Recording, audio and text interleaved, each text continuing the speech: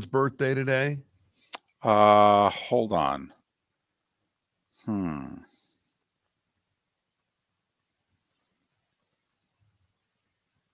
70?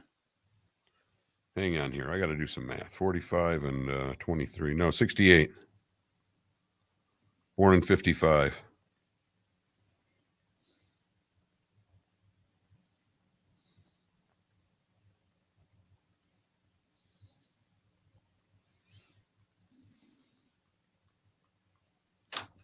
I always got to check these old ones because sometimes this guy doesn't have the death dates on here. She's alive too. Look at that. 86. Roberta Flack. She was killing me softly, and he was killing people on boats. Yes, but she landed softly. But you know.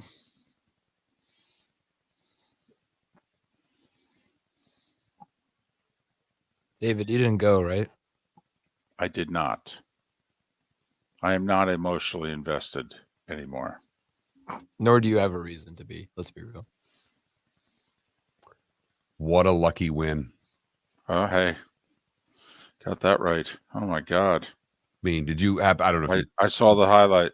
I was going to say, you saw it on Twitter. Even he was like, oh, my God. He makes the shot. That's the other thing, Phil. He makes the shot, and like they got the camera. He did one of these. Like he did a Michael. Well, he put his hands on his head first. That's right. He did the Cobra first. Oh, my God.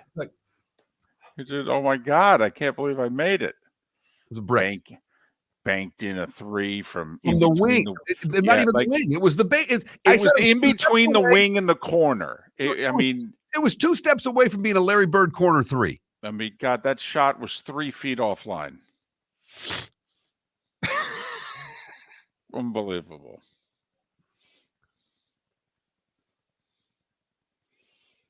That would have been a crusher too. Yeah. But see now, like they can win tomorrow. They're playing the weakest of the 3 teams tomorrow. So they could at least, I don't think they'll win at Stetson. Oh, look at that. Yahoo's slashing 20% of its workforce. Oh, good. Great. Explain to me how we're not going into another monster recession with what's going on right now. Which is funny because we just had a job report the other day that was like tremendous. Right. Google's laid off all these people. Amazon's laying off people, or not Amazon. Google's laying off people. I think Amazon might have been too, but Disney's slashing people. Okay. What do we know? Let's talk sports. Big win for the Lightning. Rodney Barber's in the Hall of Fame. Go Tampa. So Zach Thomas. I know.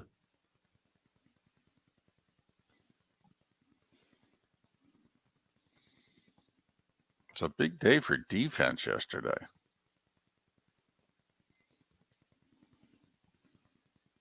All right, we got like 20 seconds.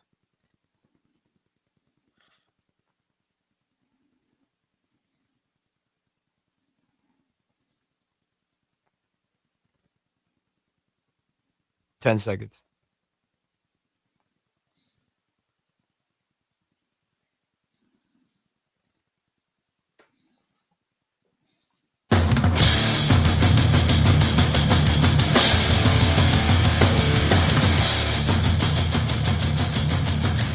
You are listening to Miller and Moulton, exclusively on the Florida Sports Network.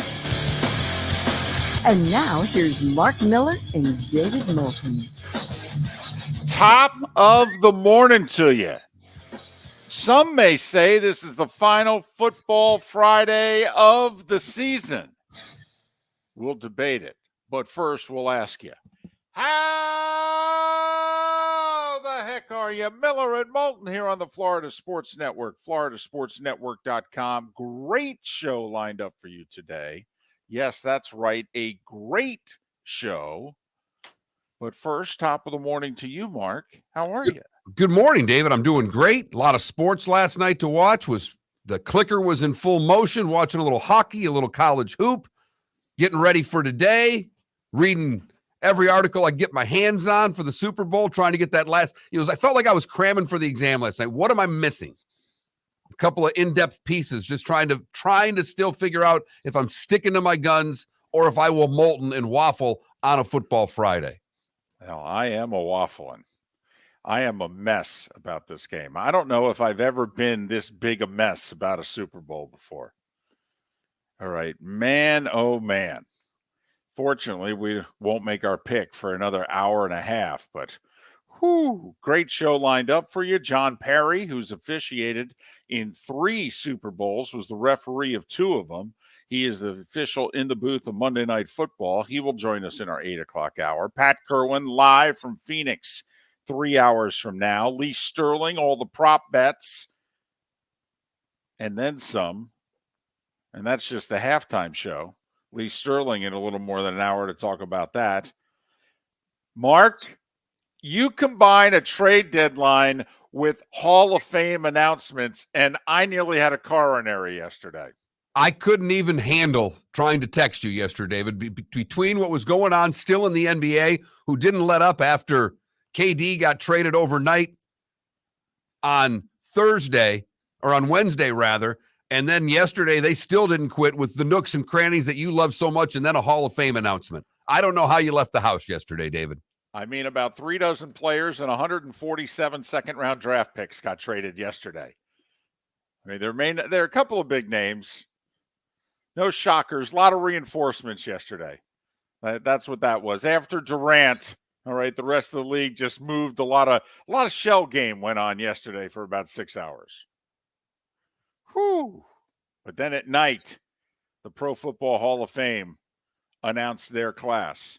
And no truth to the rumor that when the group of nearly 50 men and women were voting as to who is to go into the Hall of Fame, that there was a chant in the back of the room while they were deliberating of defense, defense, defense. Because basically, if you played offense, you had no shot.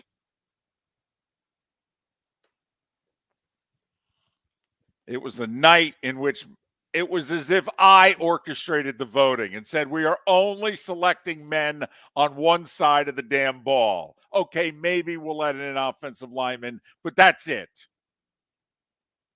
No pretty players are involved. This is your kind of a Hall of Fame induction ceremony, David. A lot of guys had their hand in the ground. Yep. A lot of guys making 100-plus tackles a season. Right. Oh, yeah, pick sixes and fumble recoveries, and damn right. Hell, even the 2 Veterans Committee guys both played defense. Right, and getting a few things. I was going to say, particularly in terms of Ken Riley, I know how long you've been lobbying on this show for Ken Riley to get in, so it's about damn time. Yeah. It would be great for his family. Unfortunately, the FAMU standout passed away a couple years ago, but when he retired, and he may still be, I think he was fifth or sixth all-time in interceptions. How you have over 60 interceptions, and it takes until after you're dead to get into the Hall of Fame, I have no idea. All right, but anyway, they righted some wrongs yesterday. Don Coryell should have been in 20 years ago. Ken Riley should have been in 20 years ago. Whatever, but defense. And really, Mark, you wonder, will we have any Sunday? Because people just think that these teams are going up and down the field. Over-under's 51, and most everybody thinks this game's going to be in the 60s. I'm like, hold on a second. What am I missing? They play a little bit of defense. These two. I mean, hell, the one team's got like 194 sacks on the season. I mean, well, come on now. They play a little defense. Right? Yeah. David, I'm with you. Because I've been leaning Philly from the word go. Leaning? Okay, I've been falling over Philly since the word go. I was going to say, you fell off that diving board. You keep swimming to the ladder, jumping back up and diving back in. For the most part, you're right. But the game I see Philly winning is not the 34-31 type game. So, great news for Dolphins and Bucs fans. Zach Thomas, Rondé Barber, Hall of Famers. How about that? Zach Thomas's candidacy picked up a lot of steam here in the last 2 to 3 years. This was where, Mark, of people just attached Zach Thomas to Brian Urlacher. And they said, well, he's a Hall of Famer, right? Oh, yeah, no doubt about it. Okay, let's talk about him and this guy. And maybe you didn't realize how closely the Dolphins linebacker mirrored the Bears linebacker. And then some voters after a couple years of that were like, interesting. So Jason Taylor and Zach Thomas for those tremendous Dolphins defenses under Jimmy Johnson and Dave Wanstatt, and even for a moment in time, Nick Saban. All right. They end up with 2 Hall of Famers off of that. Wasn't Zach like a 5th-round pick? Boy, Jason, you're better at that. Yeah, he's a 5th-round pick. Texas Tech. All right. Jason, I think, was a 3rd-round pick out of what? Akron? Yeah. Both in the Hall of Fame. How about that? Well, look at both Kelce's. One's a 3rd-round pick. The other's what? A 6th-round pick? I think it's 3rd and 6th. I think Jason's the 6th. I mean, he'll go, what, 2nd or 3rd best 6th-round pick of all time when he ends up in the Hall of Fame? So Zach Thomas and Rondé Barber. How about that? Not trying to sound like Mel Allen there in This Week in Baseball, but how about that? Well, it is the baseball hour after all, David. If you're going to sneak it in, do it now.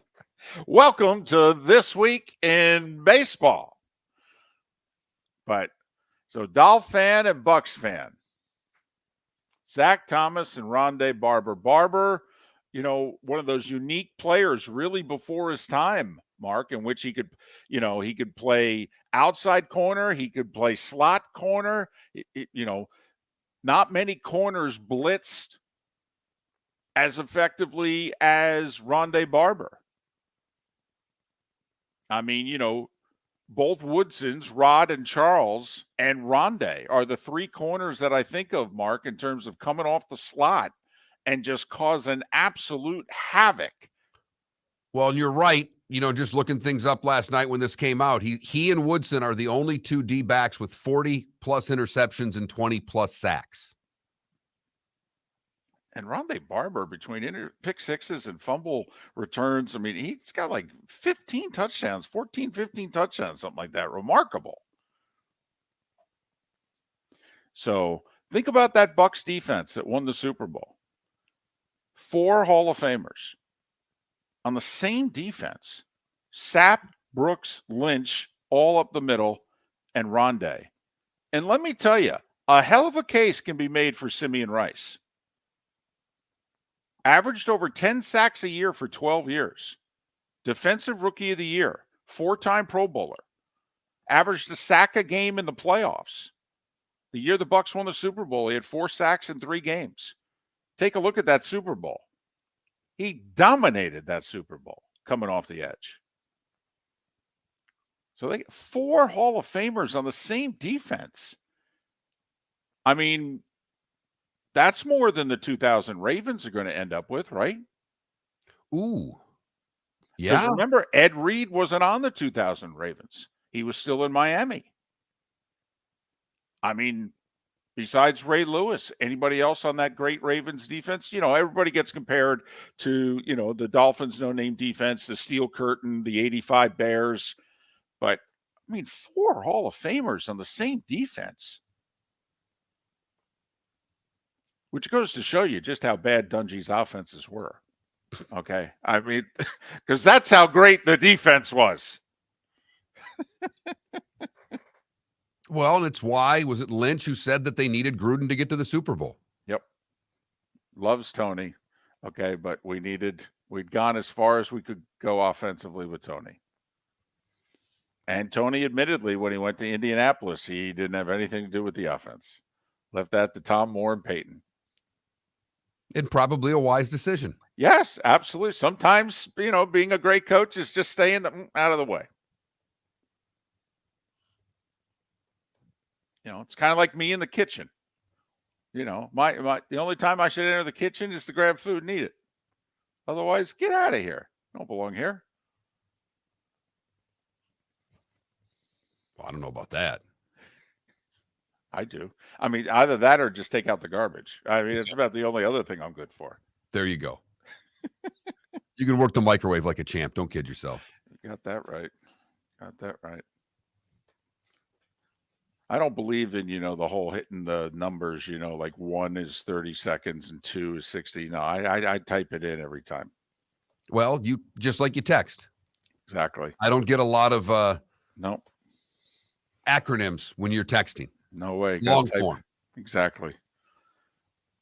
Besides, I like to make it like 1 minute and 23 seconds, something ridiculous like that. Miller and Moulton. Hell of a sports day and night yesterday. And finally, at long last, Sunday night, they're going to play the Super Bowl. No, really, they are. Nope, they can't put it off any longer. In Phoenix, brand new field and everything. Guys will be slip sliding all over the place because that's what they do on that field. Eagles still a 1.5-point favorite. Over-under's 51. We'll make our picks around 7:30-ish. As David mentioned, Lee Sterling on the show. We'll talk some association with Keith Smith. Roy Cummings will join us to talk about Rondé Barber in the Hall. John Parry, former referee, will join us, and Pat Kirwan in the bonus hour. All still ahead, plus the starting 5 in 25 minutes. Right here, Miller and Moulton on the Florida Sports Network. David Moulton for Napa, Napa Auto Parts, and Napa Filters. Insist on Napa filters for your vehicles, or if you're a do-it-yourselfer, only buy Napa filters. Napa has a filter for almost anything on earth that moves, whether it's motorcycles, foreign and domestic cars, vans, SUVs, earth-moving equipment. You get the idea. Napa Auto Parts, Napa filters. Insist on them for your vehicles, or if you're a do-it-yourselfer, only buy Napa filters. Yeah. Hi. Excuse me. Hey, the line starts back here. Ma'am, if your party's not here, you're going to have to go around again. If you had the opportunity to avoid all this, wouldn't you? Salt Live is the official transportation provider of the Miller and Moulton Morning Show, making your trip to and from the airport seamless and stress-free. Salt Live is supported with the help of local partners like the Bayfront Inn. Gather your family and friends and enjoy a leisurely day on the water with a pontoon or deck boat. If you prefer to explore the waterways without a motor, the Bayfront has canoes, standboards, and kayaks. At the end of your journey, enjoy lunch or dinner at the Bamboo Tropical Bar and Grill. The Bayfront Inn, something for everyone on 5th Avenue in downtown Naples. BayfrontInNaples.com. When you need a ride, book with Salt Live Transportation, 308-8686, or book on saltlivetransportation.com. Mark Miller for SWFL Golf Carts, or online, flgolfcarts.com. If you're looking for a golf cart, an e-bike, or an e-motorcycle, go visit Alex and the gang at SWFL Golf Carts. flgolfcarts.com online. Check out their whole inventory. If you're looking for a custom cart, they can take care of you. 2-seater, 4-seater, 6-seater, they've got you covered. E-bikes, nobody better for value and service. E-motorcycles, check them out. Again, flgolfcarts.com. flgolfcarts.com.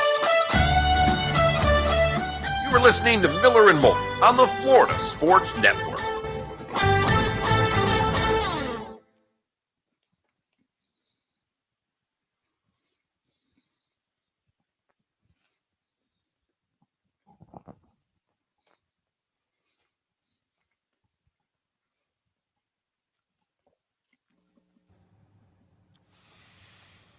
David, we got to talk about the week of the 4th of July at some point, because I found out where I'm going to be, and Maryland has no internet. I'm basically off the grid for the 5th and 6th.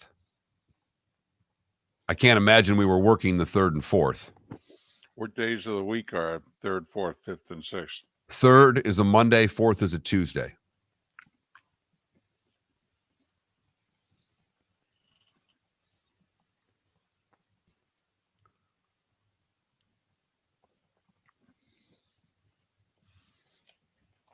Why don't we just take the week?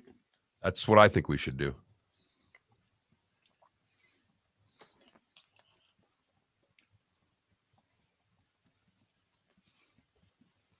You prick. I'm fine with bananas and those awful bars. Now you're down in pepperoni pizza in front of me at 6:17 in the morning. You son of a bitch, you. Does it make you feel any better that it's really not good pepperoni pizza? I'm just glad that you had pizza on National Pizza Day. Did you have pizza? No. Why? I'm trying to lose weight. I haven't had a Oh. carbohydrate in 2 weeks. Do you know I'm down 13 pounds? Good for you. As I eat pepperoni pizza at 6:17 a.m. I had Jets last night. I couldn't help myself.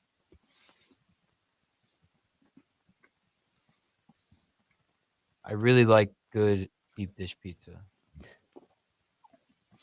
My wife has fallen in love with trying to support a little ma and pa, like a single mom who's got a pizza place just down the road. And so we're buying our pizza from You there. like it?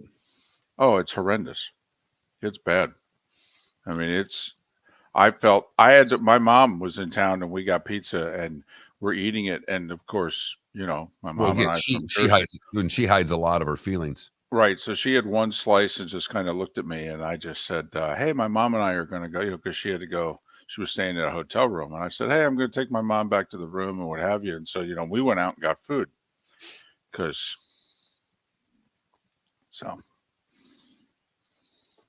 this is, remember school pizza? The Yes. squares? Yes. Not the texture, but the taste. Ugh.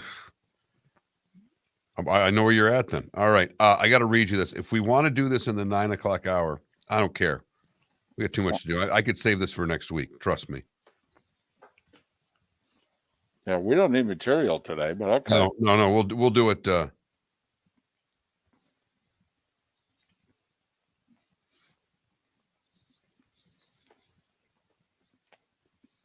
Moon River. All right, Spitz, I'll hold you to it.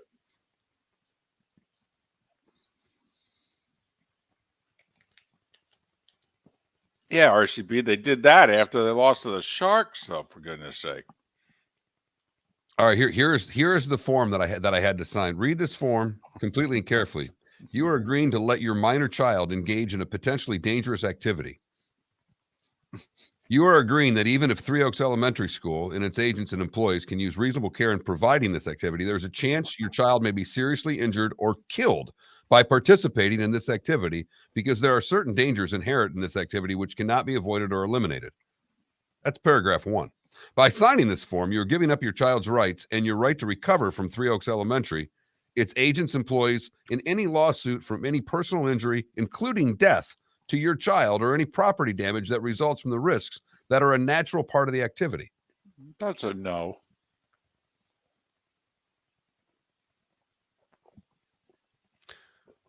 $30 seconds. I mean, she's helping to pack up rice and beans for homeless people. No offense. If it's that dangerous, then they shouldn't go. Well, fortunately, I talked to the former district attorney who said, I've signed it. It means nothing. If something happens, you can own them. Okay. We're coming All I back. needed to know.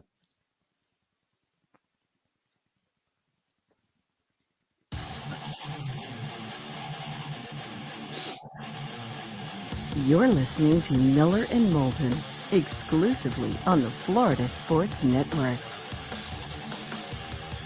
21 minutes after the hour, top of the morning to you. Miller and Moulton, Florida Sports Network, floridasportsnetwork.com. Lee Sterling, an hour from now, we'll go through some of the fun prop bets, and he will give you some winners. I mean, whatever his daughter says about the anthem, take it to the bank. She's hit 8 in a row. Over, under on the anthem. She's a performer. She studies these things. They watch tapes for the anthem. You think we're goobers? That's gooberish. So Lee Sterling, an hour from now, at least you have a winning bet. You'll have money in your pocket before the game starts. A little association talk, just a little. Just kind of recapping everything. But Roy Cummings to talk about Rondé Barber getting in the Hall of Fame.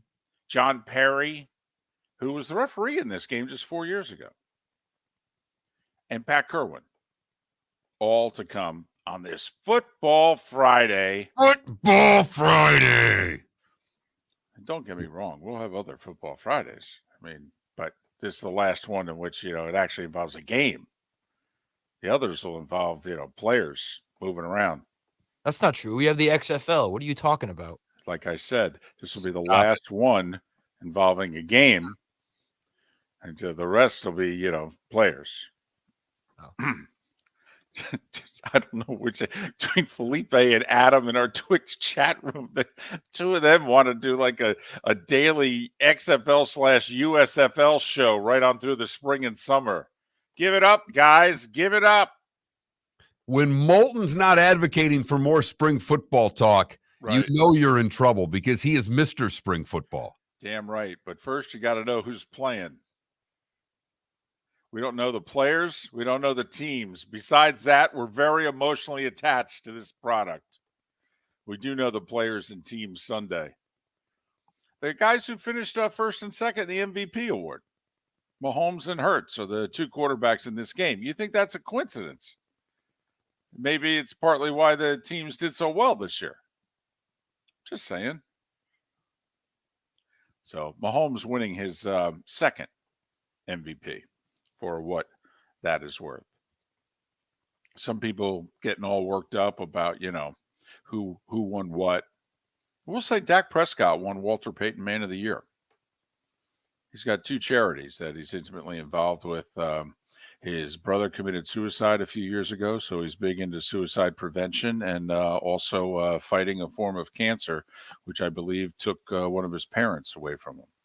So Dak Prescott won the Walter Payton Man of the Year award last night. Hats off to him. Absolutely. So did you see the college football news? I did. And something that we've kind of been telling you was coming. Although, you got to admit, okay, they tried. There was a game of poker that went on about a week to 10 days ago.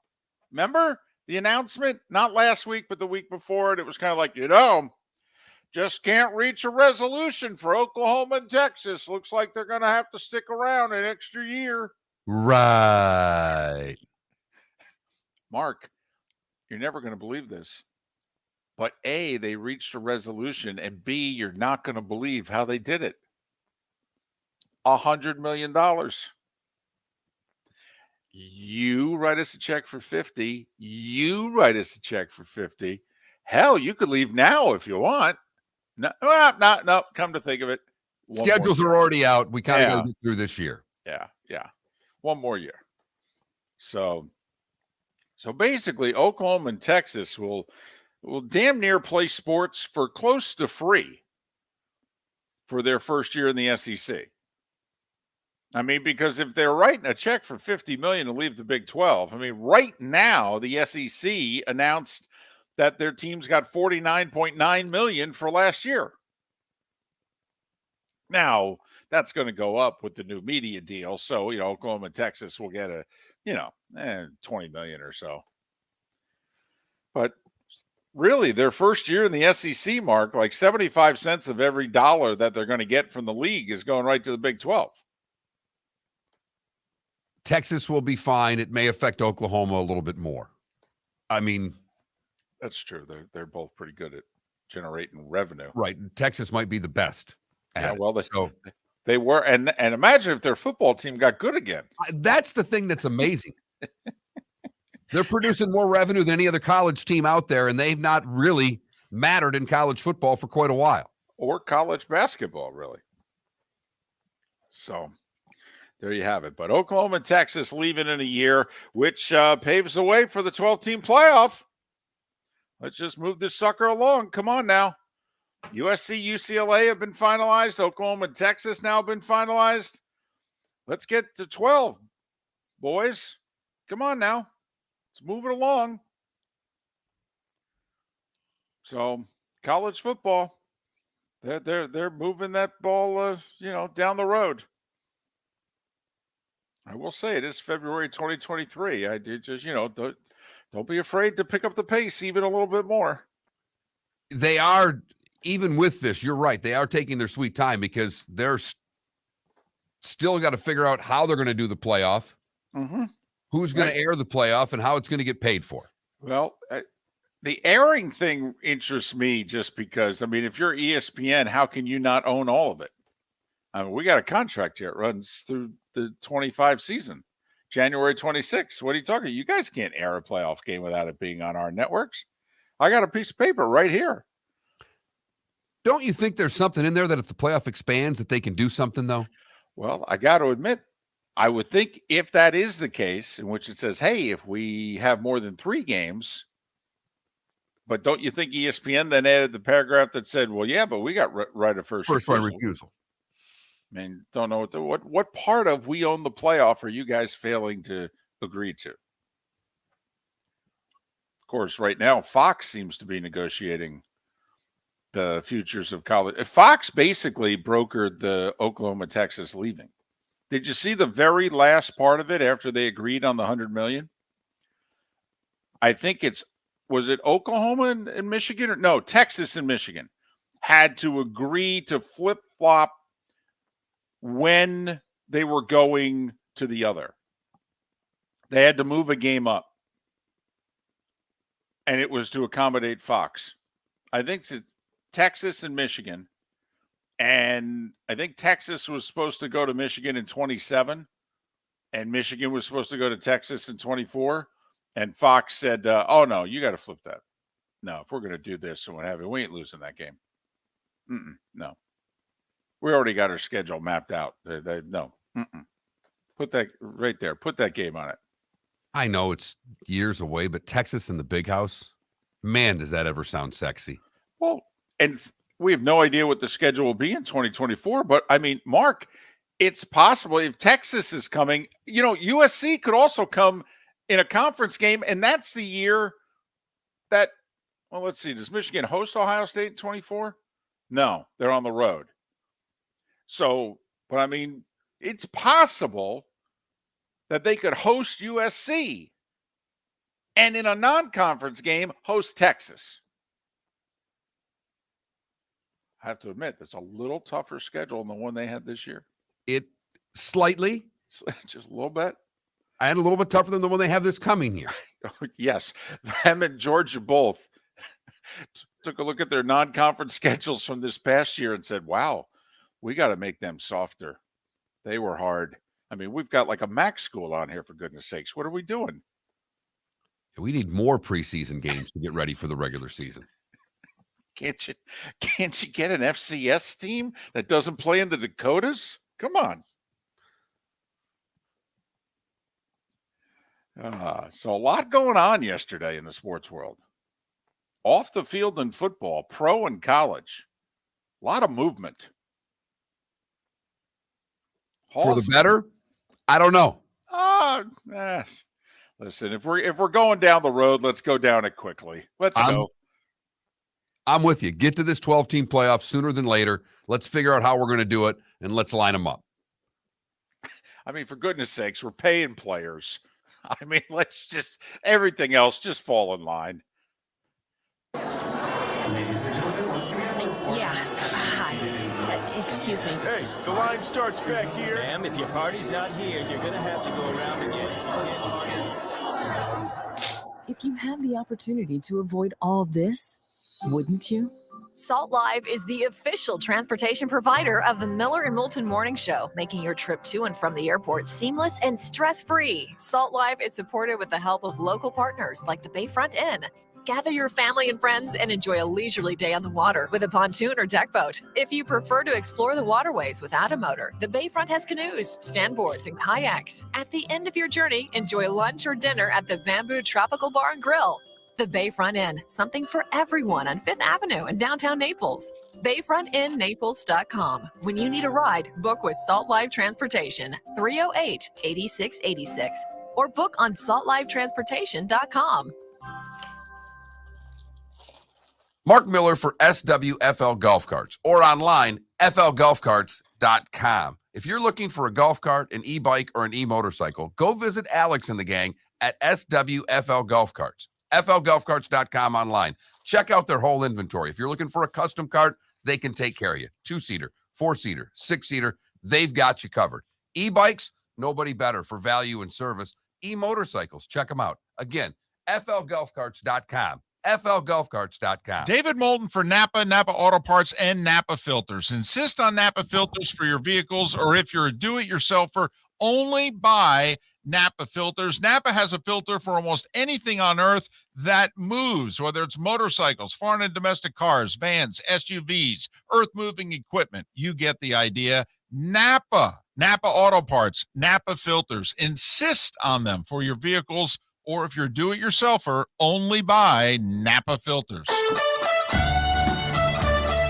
You were listening to Miller and Moulton on the Florida Sports Network.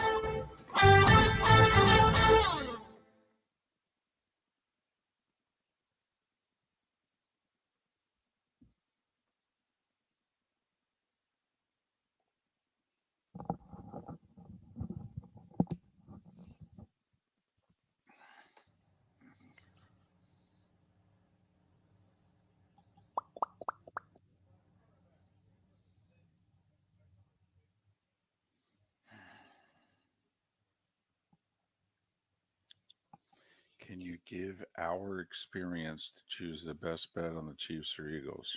I don't understand. I don't either, but I think it's a little bit of a typo. I think it meant to be your instead of our would be the way I read it, but Oh, I've told everybody, you do not listen to my pick on this game. I am absolutely torn, twisted. I am messed up about this game.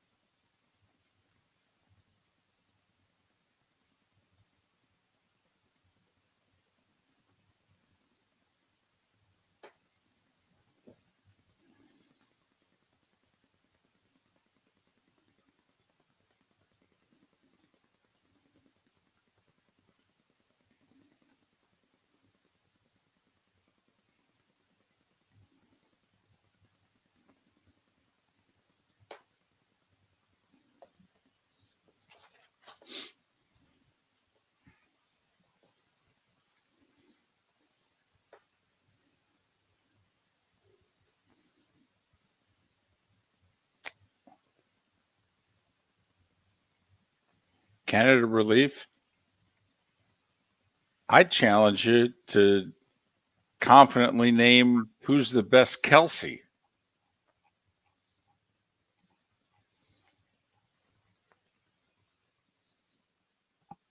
Got 1 minute.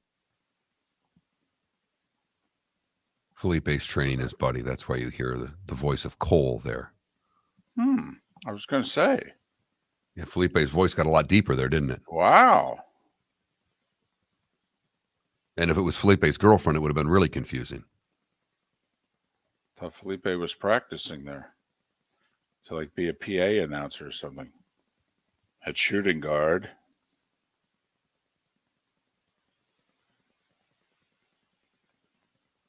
Good morning, Cole. I don't know why Felipe. I mean, Cole, you could have come in at like 8:30. I mean, you know. No. That's not true at all. Just stop it. I mean, you know, working the board at 6 a.m. is the same as working the board No, at 9 actually a.m. working the board from 5:30 to 6 is the most important part. We're coming back.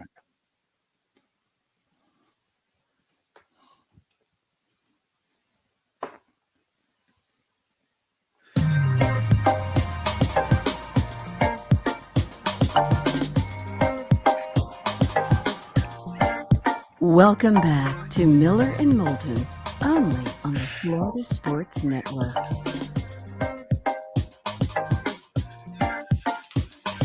"22 minutes before the hour. Miller and Moulton, Florida Sports Network, floridasportsnetwork.com. Thanks so much for being with us. Lee Sterling in a little over 40 minutes time. Go through some of the prop bets.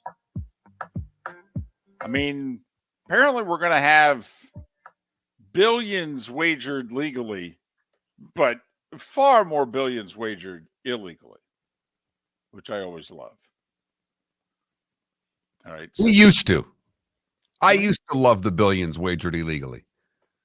But now that some of that billions are going to be wagered illegally in Florida instead of legally in Florida, that's true. I'm not as big of a fan. When it was illegal everywhere, I was completely fine with all the numbers. Now that it's legal most places, but not here, it's bothersome. Make a dadgum good point. Yep. Especially when they gave us that little taste. Yeah. What was it? 5-6 weeks? Yeah. Yeah. It seems like forever ago now. It really does. But anyway, Lee Sterling, 40 minutes time. We'll go through some of the prop bets. And then a great football couple hours, 8 and 9 o'clock hours. Roy Cummings, John Parry, Pat Kirwan. Right now it is time for The Starting Five. 5 stories you need to know. It's the Starting Five on Miller and Moulton. Here's number 1. big night in the NFL last night. 2023 Pro Football Hall of Fame class was announced. Dolphins linebacker Zach Thomas, in. Buccaneers corner Rondé Barber, in. Joined by DeMarcus Ware, Darrelle Revis, Joe Klecko, and, okay, we'll let one offensive guy get in, lineman Joe Thomas. So Dwight Freeney passed over in his first year on the ballot. Also, the wide receivers, Devin Hester, Torrey Holt, Andre Johnson, Reggie Wayne. Okay. All obviously passed over. Patrick Willis, Darren Woodson, Jared Allen, the other finalist who did not get in. Both senior candidates, Chuck Howley, Ken Riley, in. Riley, 5th all-time in interceptions. Howley, the only man to win Super Bowl MVP on a losing team. He did so with the Cowboys in Super Bowl 5. The late Don Coryell gets in as well, an offensive innovator to say the least. But they handed out awards last night, Mark. League MVP, Patrick Mahomes, by a wide margin over Jalen Hurts was 2nd, Josh Allen 3rd, Joe Burrow 4th. It was a really big night for the Jets. Klecko and Revis will both go in as Jets to the Hall of Fame, and they won Defensive and Offensive Rookies of the Year. Sauce Gardner and Garrett Wilson.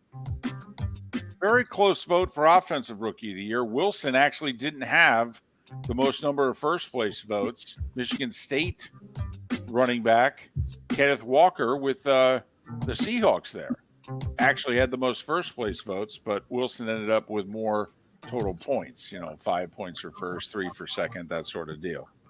Coach of the Year, You knew it was going to be controversial because, I mean, heck, Nick Sirianni wasn't even a finalist. So, but Brian Daboll got the award. He got it over Kyle Shanahan, who was a close second, and Doug Peterson, who was a somewhat distant third. Remember, it's a regular season award. And there's no doubt that Daboll benefited by A, coaching in New York, and B, Giants got off to a 6-1 start. Niners at one point were 3-4. Jags were 4-8. I mean, people started handing Daboll the Coach of the Year award in October. And I think he held on for the win. Mentioned it earlier, Dak Prescott, Walter Payton Man of the Year award. Eagles are a 1.5-point favorite. Looks as if this will be the first time Patrick Mahomes will be an underdog in a playoff game. Over-under is now back up to 51. So 26-25, if you want to stretch it out and think it's going to get to 2, is basically 27-24. That's mid-20s is where Vegas sees both teams getting in this game. We'll make our picks in an hour. The NBA trade deadline came and went at 3 o'clock yesterday.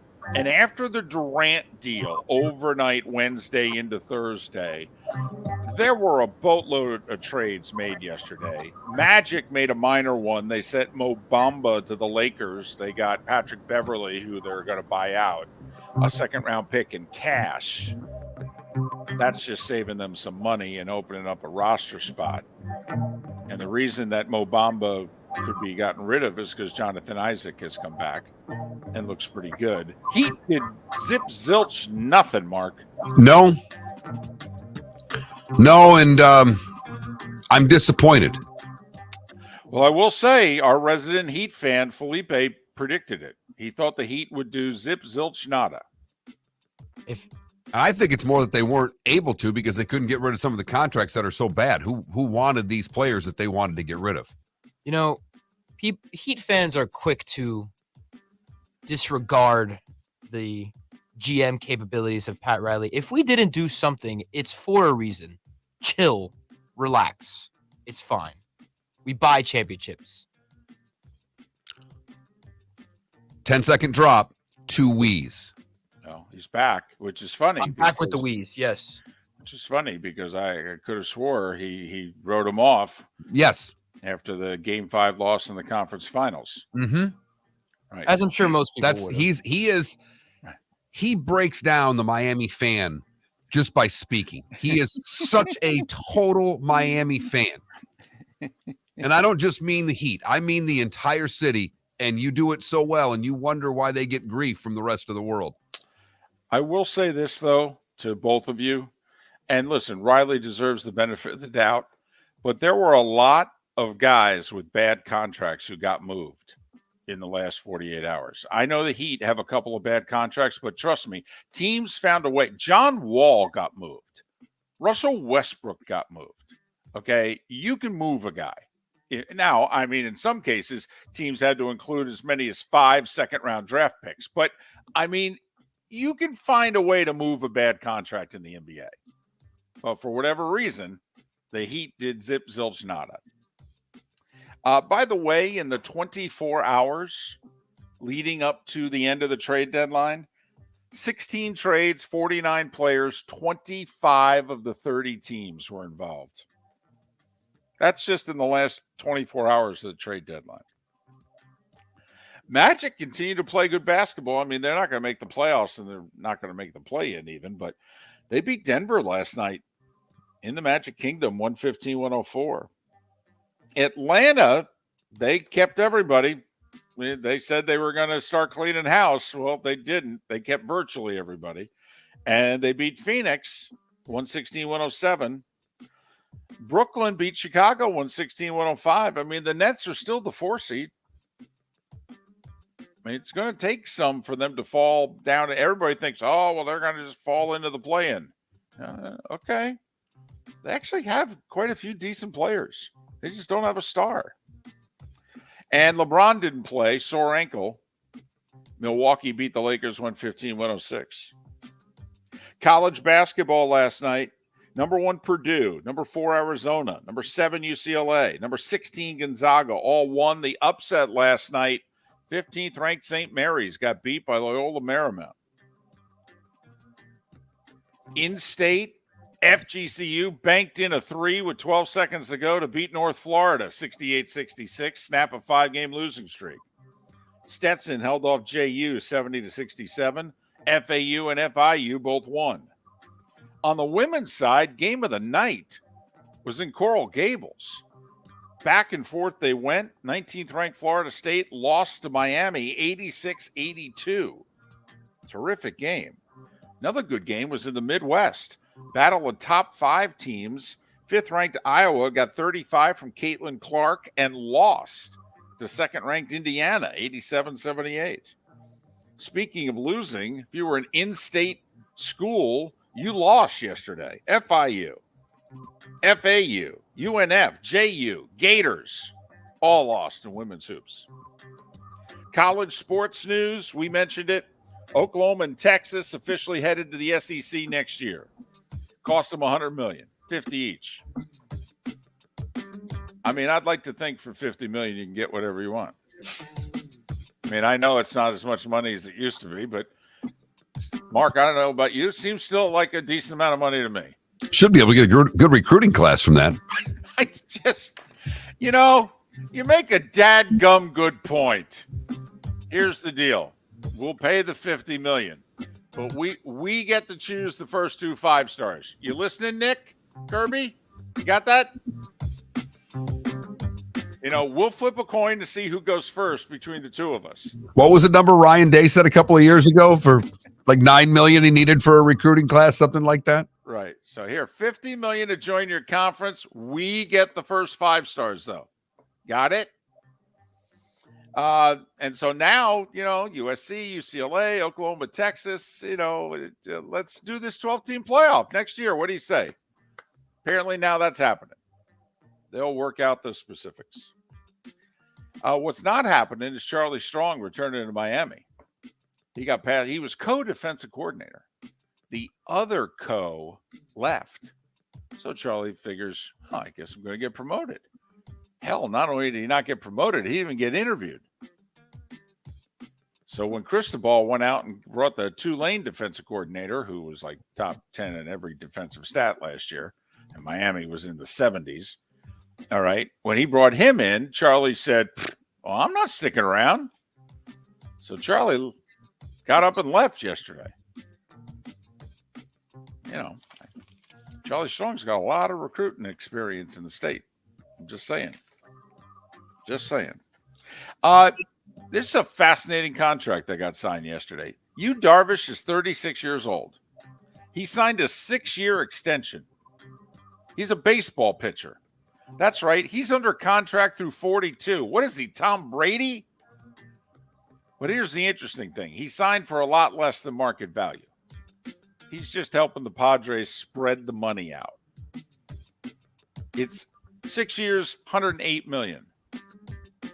$18 million a year. So basically, Yu's going to pitch for like 3 more years, and then he's going to count $18 million on their luxury tax for 3 years when he's retired. That's what they worked out yesterday.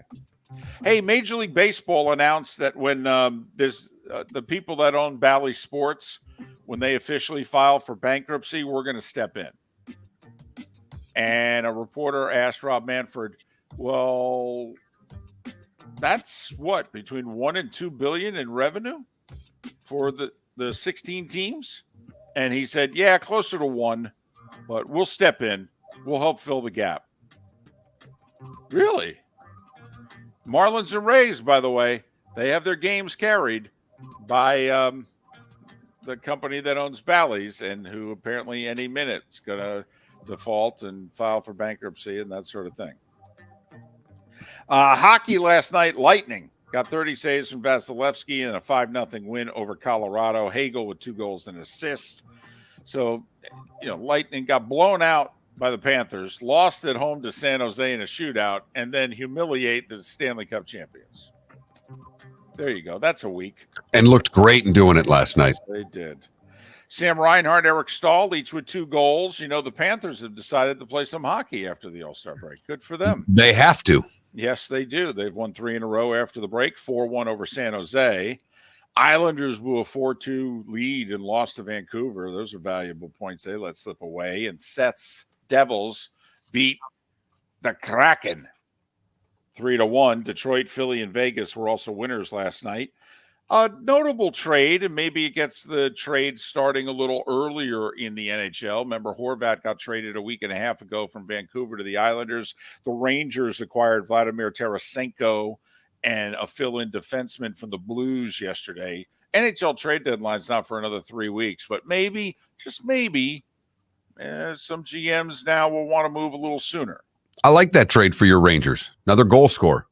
Yeah, and not only that, it's right wing on their top line, which they've needed for 2 years, and he's best buddies with Panarin, who's on that line.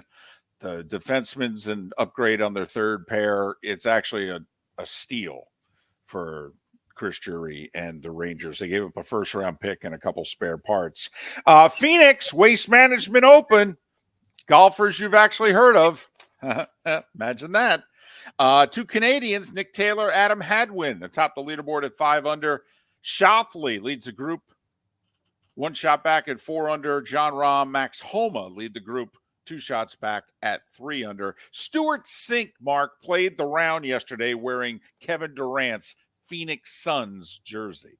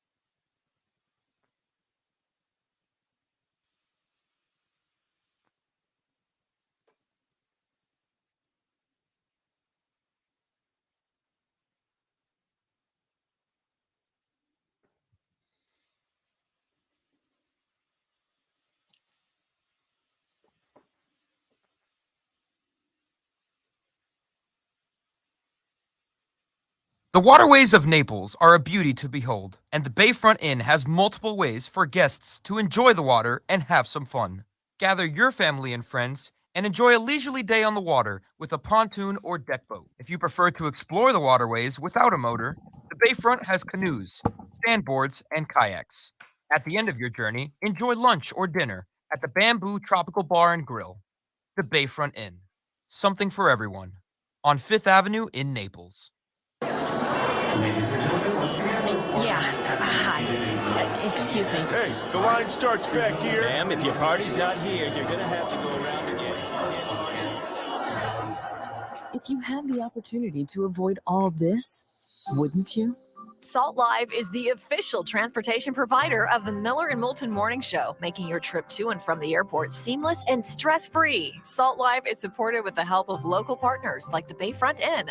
Gather your family and friends and enjoy a leisurely day on the water with a pontoon or deck boat. If you prefer to explore the waterways without a motor, the Bayfront has canoes, standboards, and kayaks. At the end of your journey, enjoy lunch or dinner at the Bamboo Tropical Bar and Grill. The Bayfront Inn, something for everyone on 5th Avenue in downtown Naples.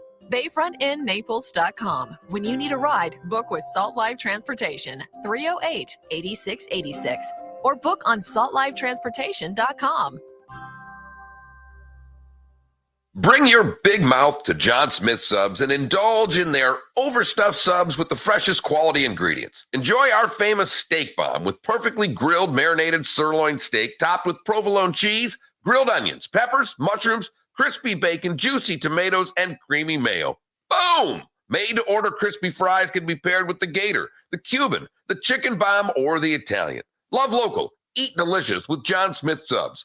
Find a John Smith Subs location near you today. Located on the East Trail, locally owned Naples Tiki Bar and Grill is an outdoor eatery next to the Hitching Post Shopping Center. Island-inspired food with a true tiki theme. The best place in Naples to enjoy the beautiful weather in Southwest Florida. The Naples Tiki Bar and Grill offers a great menu for dine-in or takeout. Enjoy our famous pulled pork, huge burgers, and tiki bar cocktails. Don't miss happy hour every day from 3 to 6 and live music 7 days a week. See you soon at the Naples Tiki Bar and Grill, 11498 Tamiami Trail East. David Moulton for Napa, Napa Auto Parts, and Napa Filters. Insist on Napa filters for your vehicles, or if you're a do-it-yourselfer, only buy Napa filters. Napa has a filter for almost anything on earth that moves, whether it's motorcycles, foreign and domestic cars, vans, SUVs, earth-moving equipment. You get the idea. Napa Auto Parts, Napa filters. Insist on them for your vehicles, or if you're do-it-yourselfer, only buy Napa filters. You are listening to Miller and Moulton on the Florida Sports Network.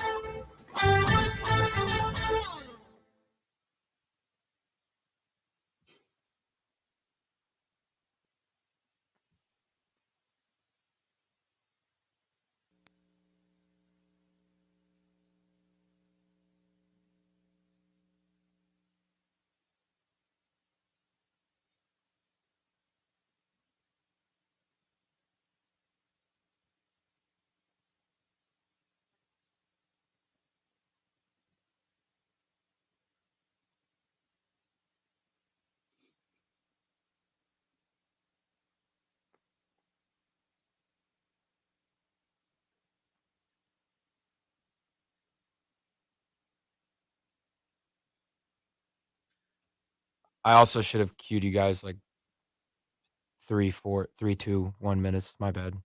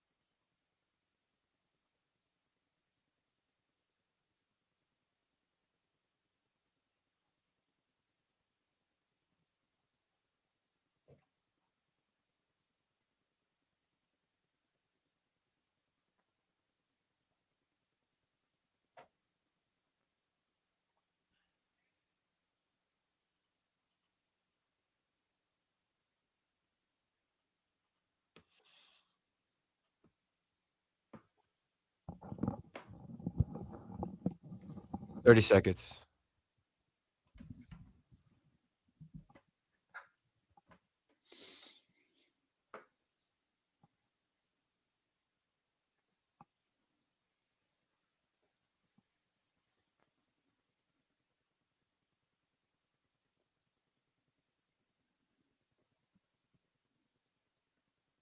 Ten seconds.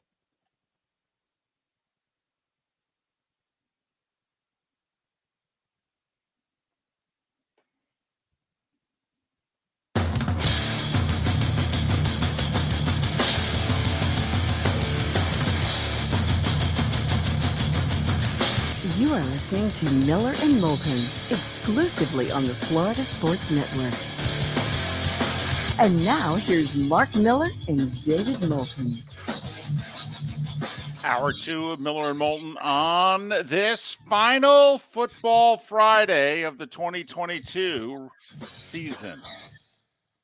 Give it to me, Mark. Football Friday. There you go. We'll have other Football Fridays, but, it'll be off-season Football Fridays.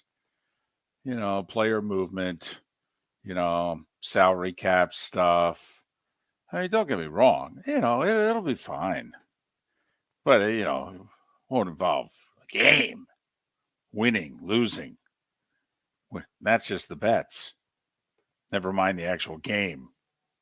Super Bowl 57, Eagles and Chiefs. Philly a slight favorite. Looks as if that's going to be the case at kickoff. A game expected where both teams are in the mid-20s point-wise, over under 51. I mean, think about it, Mark. If Vegas is right, in which, the way they've kind of framed this game and the money has basically coalesced around it. I mean, my goodness. I mean, a 27-24 Super Bowl?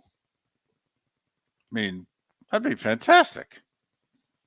Would be phenomenal.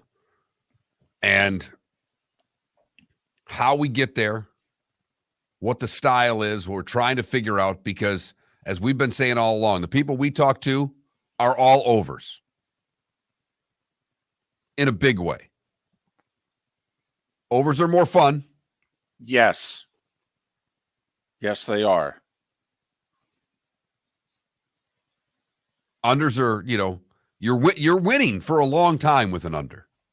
That's true. That's true. You're like, man, if we could just get a stop.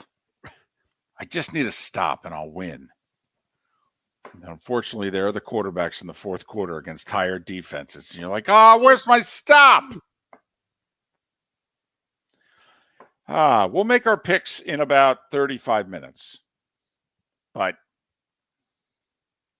do you agree with the point that I've been hammering all week, which is Kansas City has a coaching advantage in this game? Because we finally got somebody on this show, unprompted, by the way, to back me up. Dalton Miller, ProFootballNetwork.com yesterday. He's like, come on, Andy Reid, Steve Spagnuolo against Nick Sirianni, Jonathan Gannon. Seriously? This is the point that's not just you. You talking about it brought it up. But the other thing is, when Andy Reid has 2 weeks to prepare for a team, his record is grotesquely good. His regular season record. Right. Hasn't always been the case in the postseason. I mean, he's 1-2 in the Super Bowl.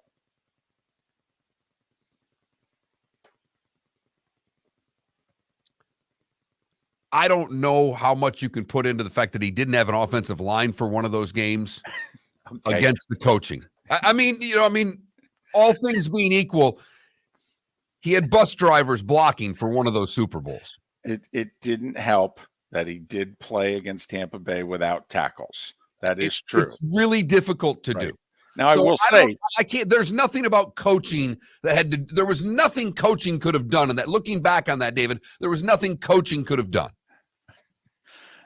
He might have given the two bus drivers some help, though. I have to admit, I didn't think he was giving them a whole lot of help. I thought they were like strike players, and the Bucs ends were two guys who had crossed the picket line back in 82 and 87, if you know what I mean. It sure looked that way. Right. So I have to at least take that one out of the equation in Super Bowls. For me, you may not. I have to. So you're really harping on this 27-4 record after bye week, huh? You think that's a good stat? Well, I mean, as far as stats go, that's a player. There are trends, and then there's 27-4 coming off of a bye. Right. But the thing that Pat Kirwan said about Spags and bringing up lots of players on the line, and the fact that the Eagles like to, or that might have been Dalton Miller, but one or the other, but that they're bringing up a lot of guys on the line. They're not necessarily going to blitz all the time. How do you pick up your blocks when you're trying to double team blocks? And the way that Philadelphia, the way their offensive line works and dominates, Kansas City seems to have something for that. So this is a game in which it's tough to do, but Pat Kirwan wrote that book many years ago, Take Your Eye Off the Ball. I read an extensive breakdown of the game this morning, which I must admit, I don't advise anybody at like 4:40 a.m. to read an extensive breakdown of anything. But that's what I did because, that's how I roll. And they talked about how the strengths of both teams match up well with the weaknesses of the other in terms of offense versus defense, but that they thought that Kansas City doesn't do one thing, which has given Philly a little bit of trouble this year. Tempo or the mush huddle, where you break late and you just go up to the line of scrimmage and very quickly you snap the ball so that, you don't have a lot of shifting and movements and you don't give the defense a whole lot of time to set and figure out where they're coming from. And that the Chiefs don't do a lot of that. I mean, basically, if it's not a 2-minute drill, they don't do it at all. And this guy wondered, if you're Andy Reid, do you do something in the biggest game that gives them problems, but you don't do it? So do you really break away from what you do in the biggest game of the year?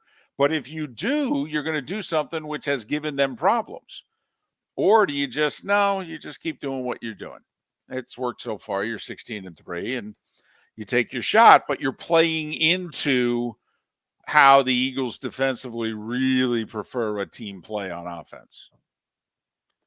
So I'll be curious to see if kind of the game within the game, you got 2 weeks to prepare and, Andy Reid's like a mad scientist,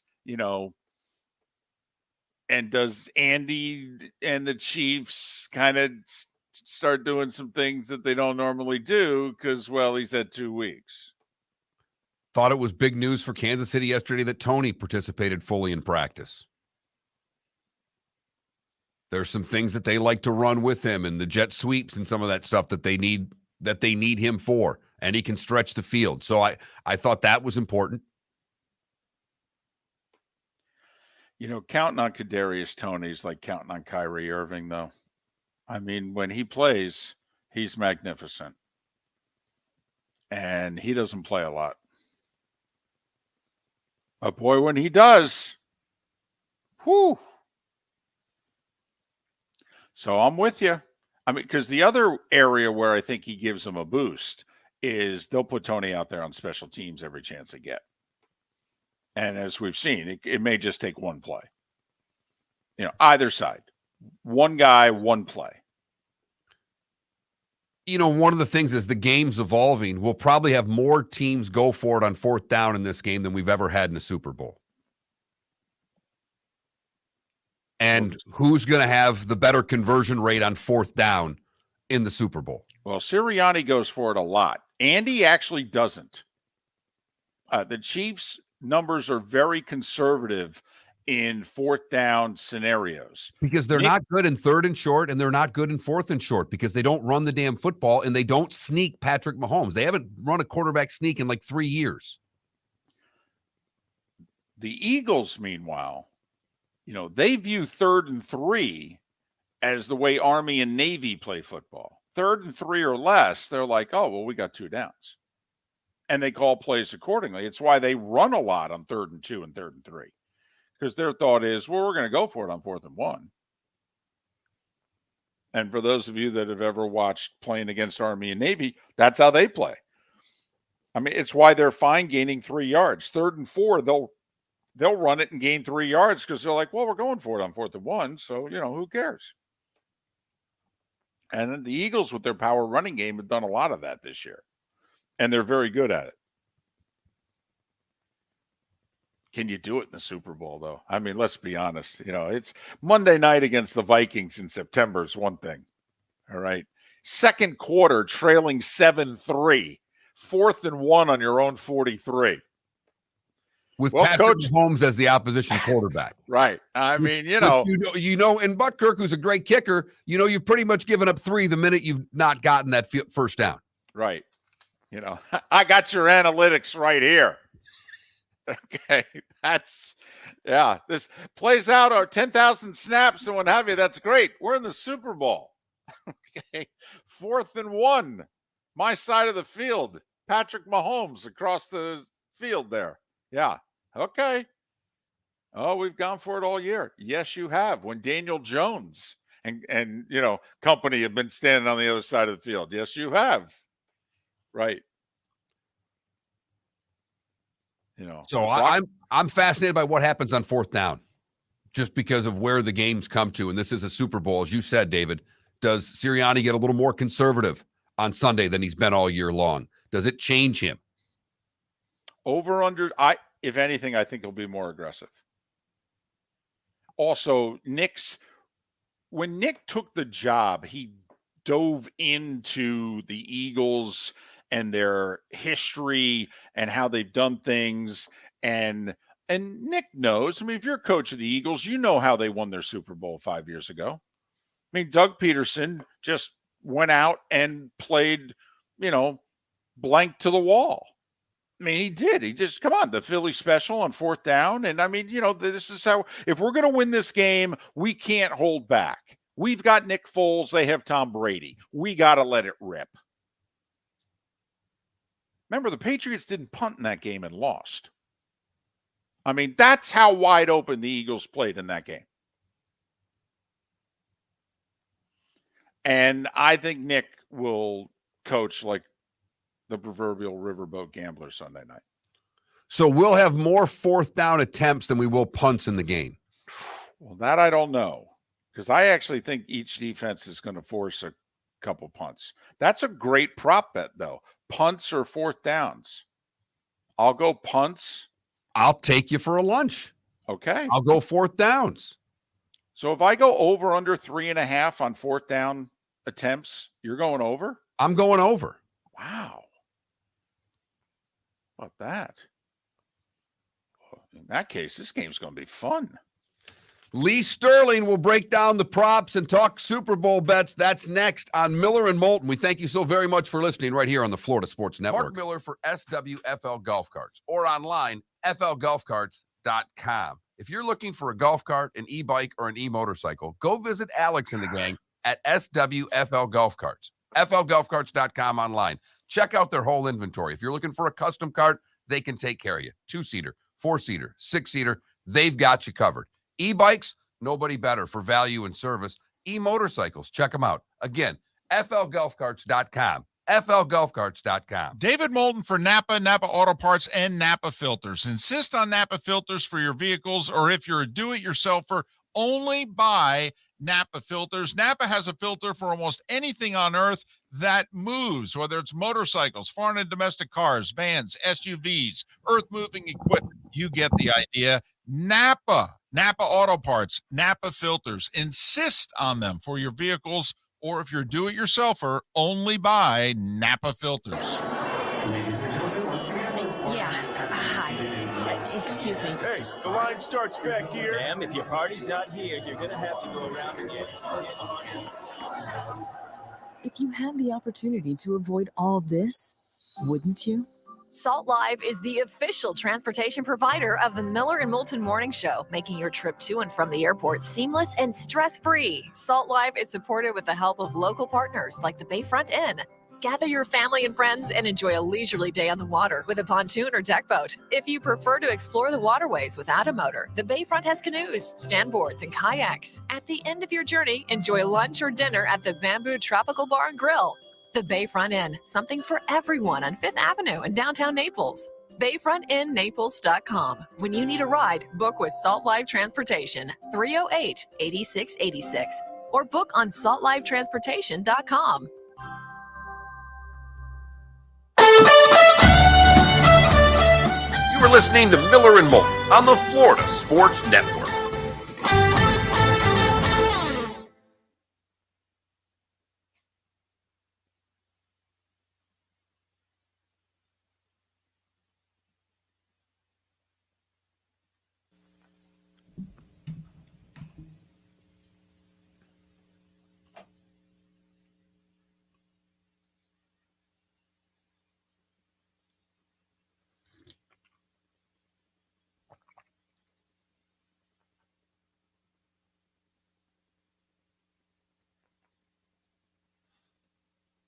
Hey, so we have a guest here. When are we doing Clutch Play?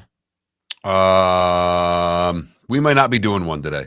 If we do, it'll be, I don't know if we're doing one today. We've got a guest here. We're doing our picks next. We got a guest at 8, 8:21, 8:38, and we got 9 and 9:21 guests. That's fine. Wait, we have a guest at 9. Oh, Pat. 2 segments. That's right.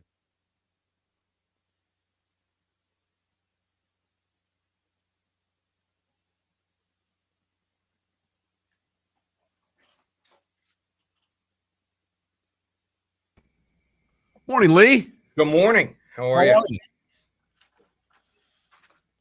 Everything okay? Everything's pretty good, man. How about you? Can't complain. My brother's second son, who goes to FIU Medical School and graduating in the spring, is getting married this weekend. So soon as I finish my shows today, driving up to Jupiter for the rehearsal dinner and the wedding tomorrow night, and then hopefully win on Sunday. So, How many times? We'll ask you how much video could she find on Stapleton doing the anthem? 0. None. That's what I thought. Yeah, nothing. But I think my daughter's got it. We'll see. She feels pretty good about it. A lot of pressure on her. You, not so much, but let me tell you. Oh, she's been down here the last 2 years for the Super Bowl, and she's down here for the wedding. So she's down here. When she won, she literally jumps out of her seat and her head almost hits the ceiling. So she gave me this. She goes, "I did my job. Now the rest is up to you." Yeah. Hey, Lee, when you do this, are you just using a phone and earbuds? No, I'm using computer. Using computer. Okay, just wondered. Yeah. I think some of the guests that we have are actually just using a phone, and I just wondered if, like, Kirwan just uses his phone, but he doesn't. In an emergency, I can use my phone, but I'd rather use a computer. Yep.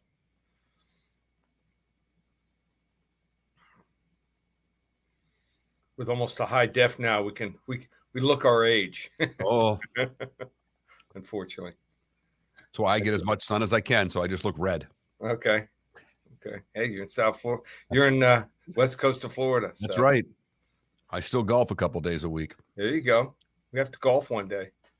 I have to head over there. Absolutely. Once we get these people back up north and life becomes sane again around here. Or you'll come here. I now have a hookup at Joe's Stone Crab. Oh, wow. To walk in. I'd say he's probably in his early 40s. Kid loves UFC. So he goes to me, "You won't break stride. You send me your pics, you won't break stride as you walk around the corner to come in." Nice. That's one of the toughest places to get into. Yes.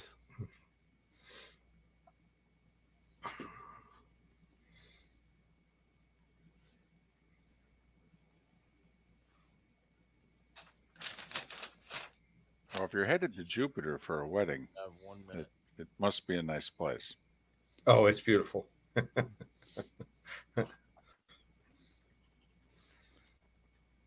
He has some pretty prestigious patients. My brother. He's not a lot of Holiday. He's a dentist. Yeah, not a lot of Holiday Inn Expresses in Jupiter. No.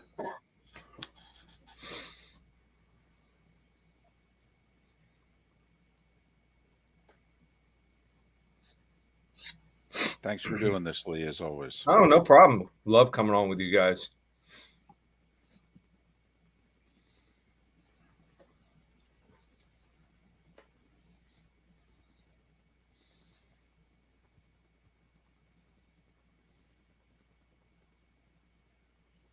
Can we go to what? I'm looking at my clock. Can we go till 21? 7? We're off. We're off by 31. Got it. Okay. When That's do you what I need to? It's a 10-minute segment. I got 10 minutes after. 10 minutes after you, I go to Charlotte.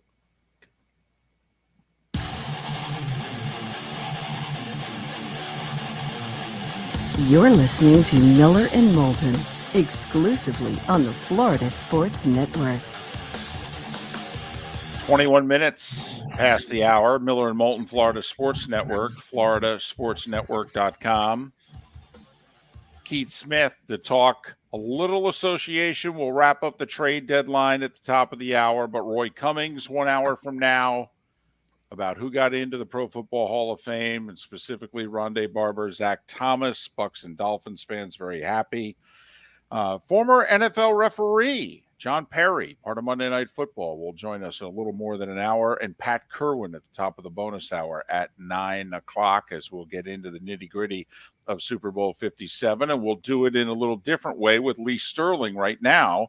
Paramount Sports, ParamountSports.com, 800-400-9741. Lee's hit 3 of his last 4 Super Bowls, and his daughter, more importantly, has hit 8 straight over-unders on the national anthem. There was a lot of pressure riding on the Sterling family Sunday. How are you?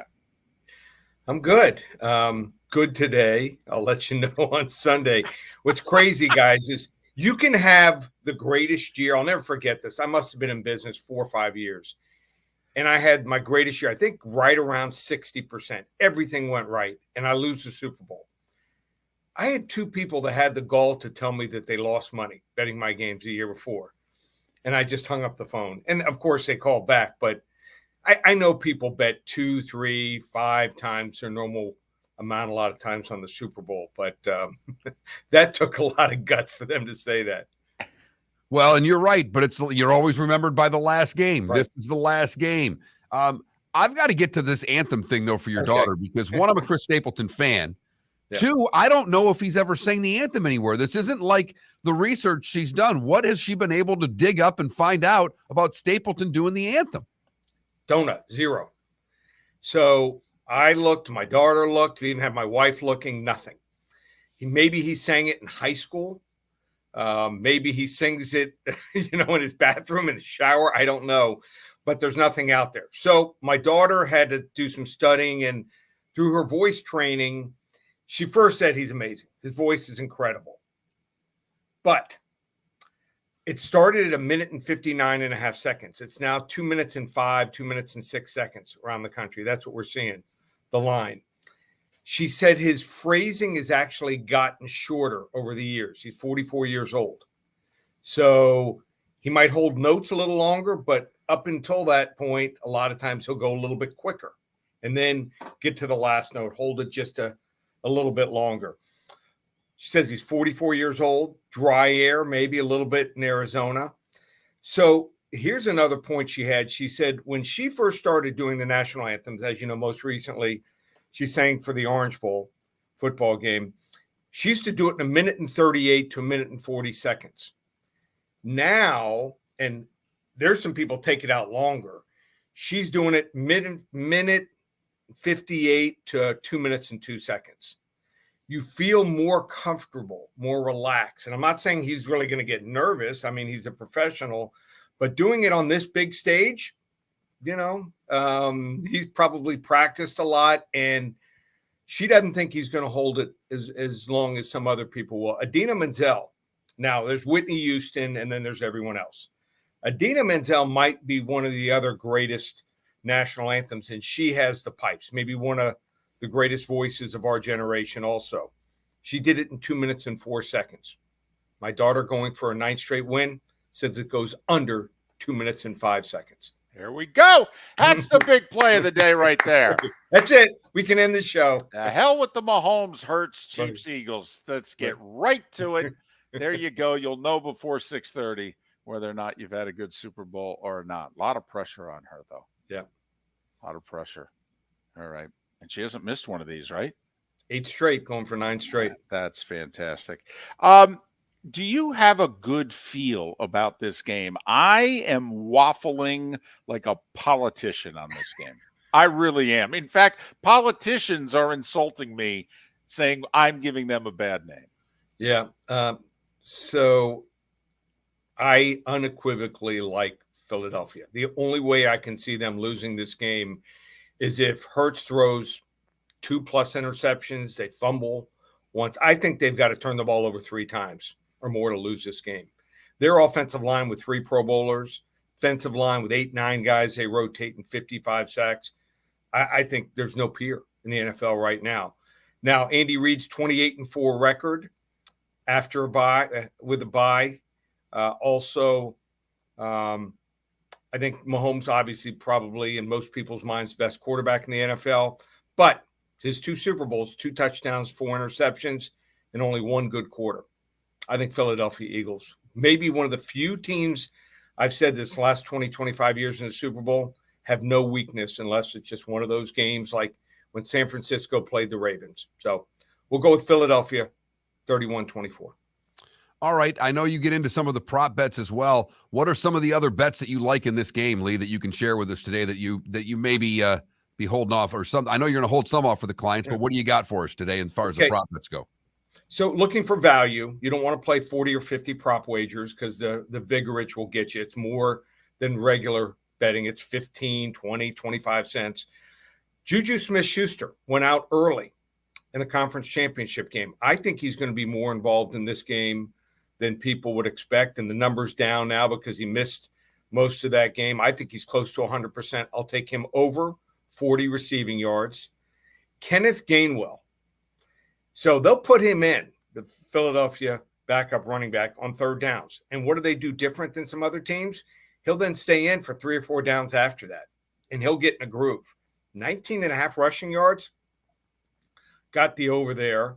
I don't like playing first touchdown. Who will score the first touchdown? I think it's random. I've had a couple times going back in the day where I'd have a player get to the 1 yard line, get tackled or knocked out of bounds. So I'm going to go with Travis Kelce. Will he score a touchdown in the game? -125, yes. I'm betting on Pacheco, by the way, for the first touchdown. I'm trying to get some value on that first touchdown. Here, I'll give you some value with Pacheco. Will he catch a pass before Miles Sanders? Yes. I'll take him -130. Interesting. Gatorade. Let's talk Gatorade. I love this. What's your favorite flavors, guys? I'm a red Gatorade guy personally. Okay. I'm a grape. Okay. So I am a Cool Blue and a grape guy. Cool Blue is the #1 Gatorade. I don't know if you guys know this. #1 bought Gatorade now. #2 is Fruit Punch, Lemon Lime, Glacier Freeze, which is blue, orange, and then grape. So 3 of the last 4 years, it's been Cool Blue. The odds are +400. A lot of people are saying if KC wins, it'll be red. I'll go with Cool Blue at +400. Still think there's value. Got to have something before the game and after the game, right? That's right. Yeah. That's right. Lee Sterling, Paramount Sports, ParamountSports.com, 800-400-9741. This is what he's given us. He's holding back for his clients if you want to be one of them, 800-400-9741. Listen, I know you're headed to a wedding this weekend. Yeah. All right. Break away from the wedding, watch the game. And it's Saturday night. So okay. I'll be back Sunday, have a big party. We're doing Italian. We always do different themes. It's Italian theme for family and friends coming over. And anyone roots on the other side, they can go home at halftime. I'm the host. I make the rules. That's right. And just because football ends doesn't mean Lee ends. UFC, hockey, whatever it takes. Paramount Sports, ParamountSports.com, 800-400-9741. Lee, as always, thank you so much what you did all year long with us. We'll probably talk to you around March. Sounds good, guys. I want to thank you guys for an incredible year. Been an incredible run. Basketball, UFC. Anyone wants to get involved, check us out, ParamountSports.com. 800-400-9741. Lee Sterling joining us once again here on Miller and Moulton. I love it. Color of Gatorade. Absolutely. Getting good odds with blue, apparently. All right. He made his picks. We get to make ours. That's coming up next. Miller and Moulton. Thanks for listening right here on the Florida Sports Network. David Moulton for Napa Auto Parts, and Napa Filters. Insist on Napa filters for your vehicles, or if you're a do-it-yourselfer, only buy Napa filters. Napa has a filter for almost anything on earth that moves, whether it's motorcycles, foreign and domestic cars, vans, SUVs, earth-moving equipment. You get the idea. Napa Auto Parts, Napa filters. Insist on them for your vehicles, or if you're a do-it-yourselfer, only buy Napa filters. Ladies and gentlemen, once again. Hi. Excuse me. Hey, the line starts back here. Ma'am, if your party's not here, you're going to have to go around again. If you had the opportunity to avoid all this, wouldn't you? Salt Live is the official transportation provider of the Miller and Moulton Morning Show, making your trip to and from the airport seamless and stress-free. Salt Live is supported with the help of local partners like the Bayfront Inn. Gather your family and friends and enjoy a leisurely day on the water with a pontoon or deck boat. If you prefer to explore the waterways without a motor, the Bayfront has canoes, standboards, and kayaks. At the end of your journey, enjoy lunch or dinner at the Bamboo Tropical Bar and Grill. The Bayfront Inn, something for everyone on 5th Avenue in downtown Naples. BayfrontInNaples.com. When you need a ride, book with Salt Live Transportation, 308-8686, or book on saltlivetransportation.com. Mark Miller for SWFL Golf Carts or online, flgolfcarts.com. If you're looking for a golf cart, an e-bike, or an e-motorcycle, go visit Alex and the gang at SWFL Golf Carts. flgolfcarts.com online. Check out their whole inventory. If you're looking for a custom cart, they can take care of you. 2-seater, 4-seater, 6-seater, they've got you covered. E-bikes, nobody better for value and service. E-motorcycles, check them out. Again, flgolfcarts.com. flgolfcarts.com. You were listening to Miller and Moulton on the Florida Sports Network.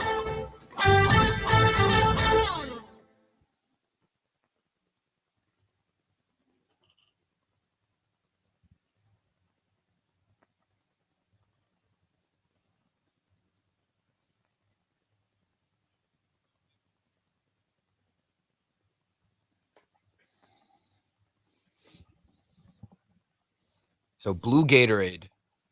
There you go. That's the one. David, do you like Gatorade? Yeah. I can't drink regular Gatorade because of the sugar, but I drink Gatorade Zero. What's your favorite flavor? Grape. We just went through that. You just missed that in the last segment. It was No. literally said on air. I mean, literally said in the last segment on air. Lee asked us what our favorite Gatorades were, and we both answered. Well, you know, Second is orange, by the way, for me. I'm red and then orange. I like the blue too. I'm not going to lie. If I drink it, Not a blue fan. I actually don't like the red. Red's my favorite color, but don't like the red Gatorade. I like the clear Gatorade best. never had. I haven't had a Gatorade That's- so long it doesn't even count. That's, by the way, where I would put my money. What? I would white put it on the white/water bet. No, dude, the white one's so good. The light, yeah, that's good. What's better is Body Armor. Body Armor is amazing. I've always been more of a Powerade guy than a Gatorade guy. Blue Powerade. Blue Powerade. Can't go wrong with some Blue Powerade. Yeah. All right. Blue one, I think. Yeah. Yeah, they're pretty good.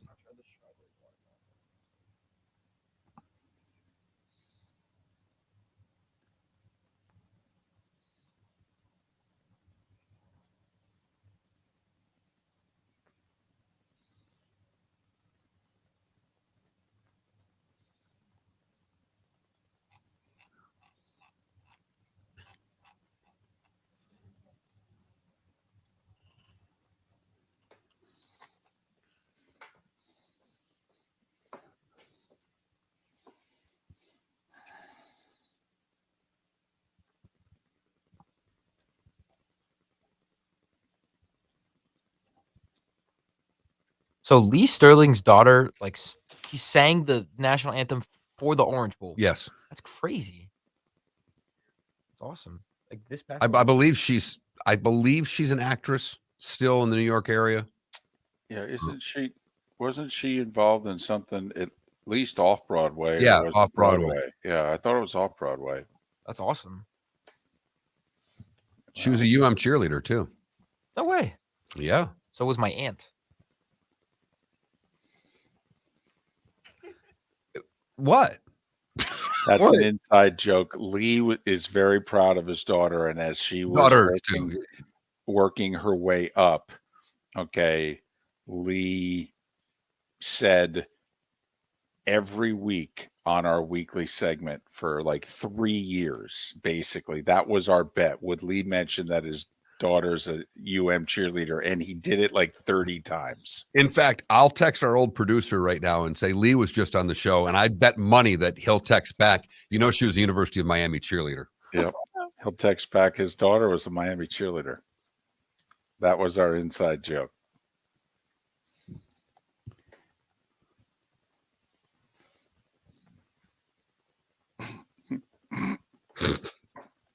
When he does it too, you better not tell me when we're on air, because I'll be useless to you. You're on the text. I couldn't help it.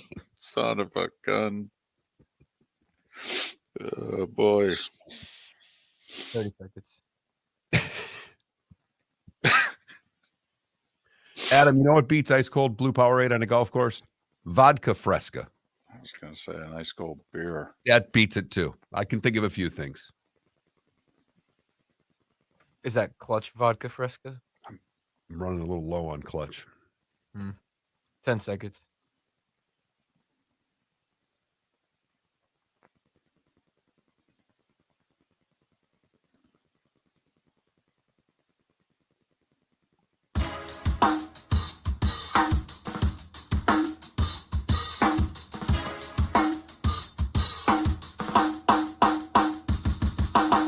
Welcome back to Miller and Moulton, only on the Florida Sports Network.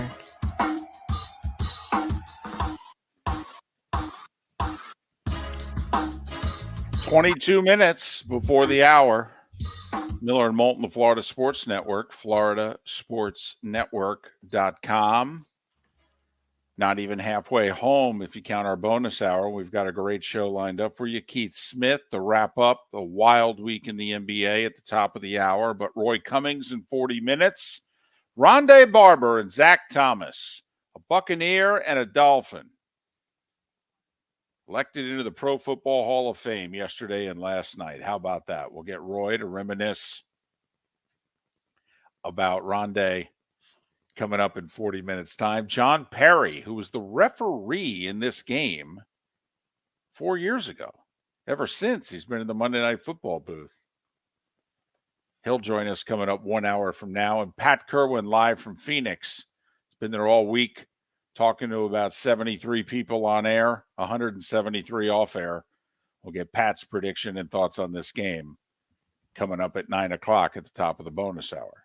I am curious with one quick off football question for Pat, if any Chiefs fans have shown up from when we talked to him Tuesday to now, because basically he said on Tuesday from the time he left, he counted however many Eagles jerseys and 2 Chiefs jerseys in the days or in the trip from the airport to the hotel. And he said the town was just all Eagles early on. I'm guessing that the Chiefs faithful have started to show up, but I think this is going to be not Steelers Seahawks Steelers home game at Ford Field, but I do think this is going to be a touch more of a home crowd for the Eagles than a normal Super Bowl.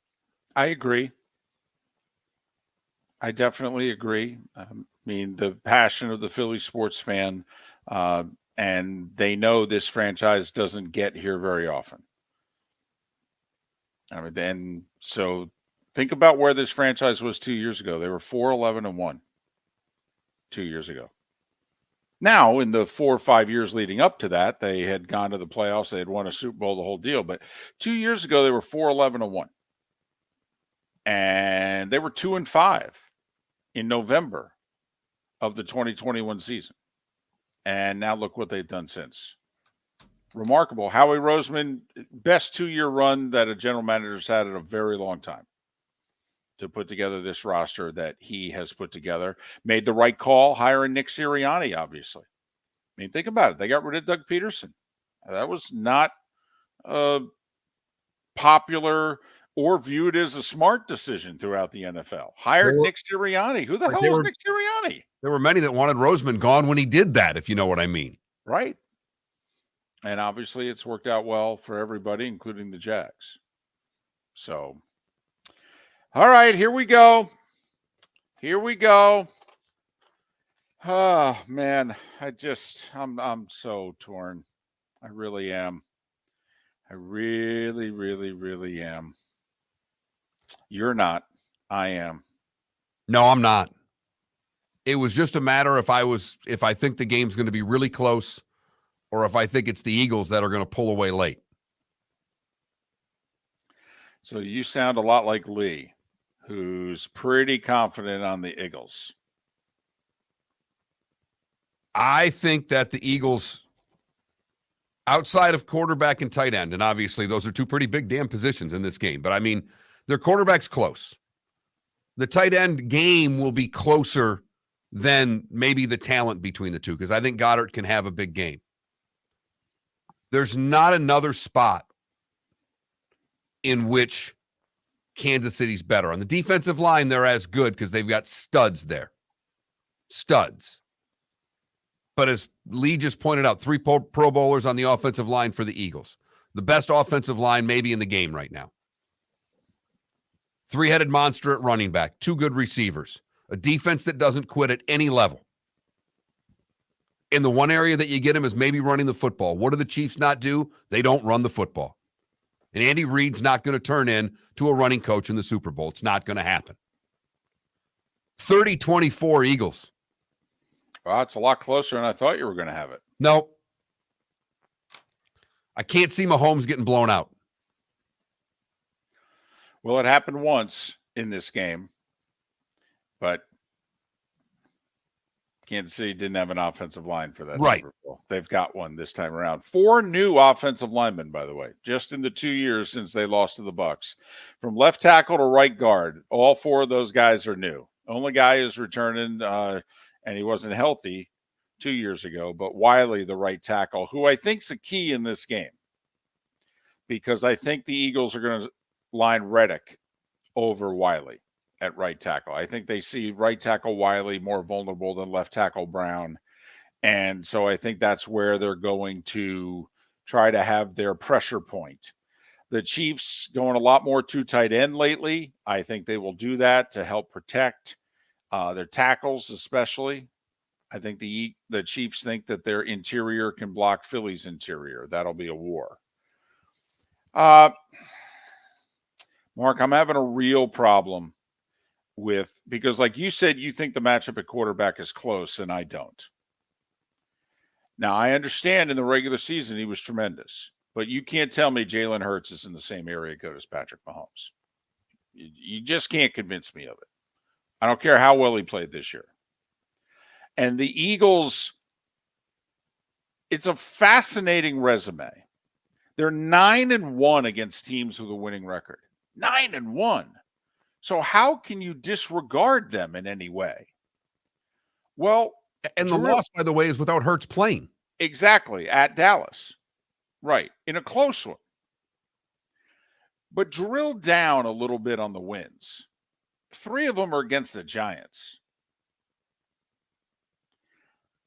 They beat a 9-win Detroit team. They beat a 9-win Jacksonville team. They beat a 9-win Pittsburgh team. They've played 3 teams who won 10 or more games this year. Dallas, who they split. Minnesota, week 2 with Kirk Cousins in primetime. Insert your jokes here. And the Niners, and Purdy got hurt early. It's about as non-glamorous a schedule as, quite frankly, you can play in the NFL. It's why they haven't seen anything close to Patrick Mahomes. I mean, not remotely close to Patrick Mahomes and the Chiefs offense this year. And it's very difficult, Mark, at the end of the day, for me to pick the team, even though I believe the Eagles are the best team in the league at the line of scrimmage, and I think they have the deepest roster in the league. It is really difficult for me to pick against the team that I think has the better coaching and the superior quarterback. If they played 10 times, I'd bet the Eagles 10 times because I think they'd win 6 or 7 of them. I think the Chiefs come out wide open and they put 2 touchdowns on the board early. and they play with the lead. And the Eagles haven't played from behind much this year. And it'll put a lot of pressure on Sirianni and the play calling, and do they stick with the running game and the whole deal? And I think Spags is going to make Hurts beat him from the pocket. And if he can, you tip your hat and you go, you know what? You're better than I thought. Congratulations. Well deserved.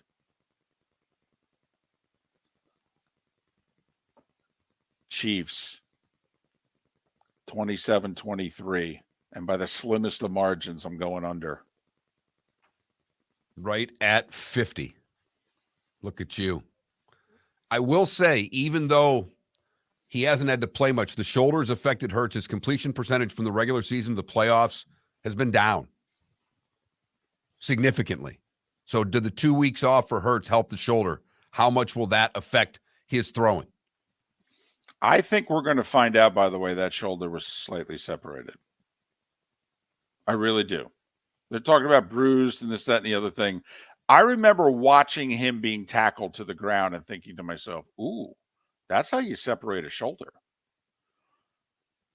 So, listen, obviously, the Eagles could win this game, and they could win it by 3 touchdowns. We all know it's a Super Bowl. Anything can happen. You know, the Eagles have 2 great wide receivers against a bunch of rookies in the secondary. I mean, Hurts could make me look like a fool. They may just throw it all over the lot. They are the ones that jump out with the lead, and then they sick their dogs on Mahomes, and they run the ball for 200 yards to run out the clock. I mean, you could easily make that prediction also, in which the Eagles do to the Chiefs damn near what they've done to the Giants and the Niners. I mean, it could happen. I mean, if the Eagles are up 14-3, whoo-wee. But, you know, Mark, sometimes with fantasy football, what did Dr. Roto tell us? Game flow. How is it you think the game's going to go? And I think Andy Reid knows we got to get ahead of these guys. That they want it to be a slugfest. That's the style of football they play. They rush the passer, they run the ball. They wouldn't mind a close game throughout. We need to play with the lead. We're Ali, they're Frazier.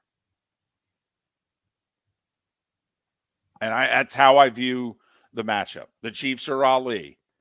The Eagles, and Joe Frazier was from Philly. From Philadelphia. They're Frazier.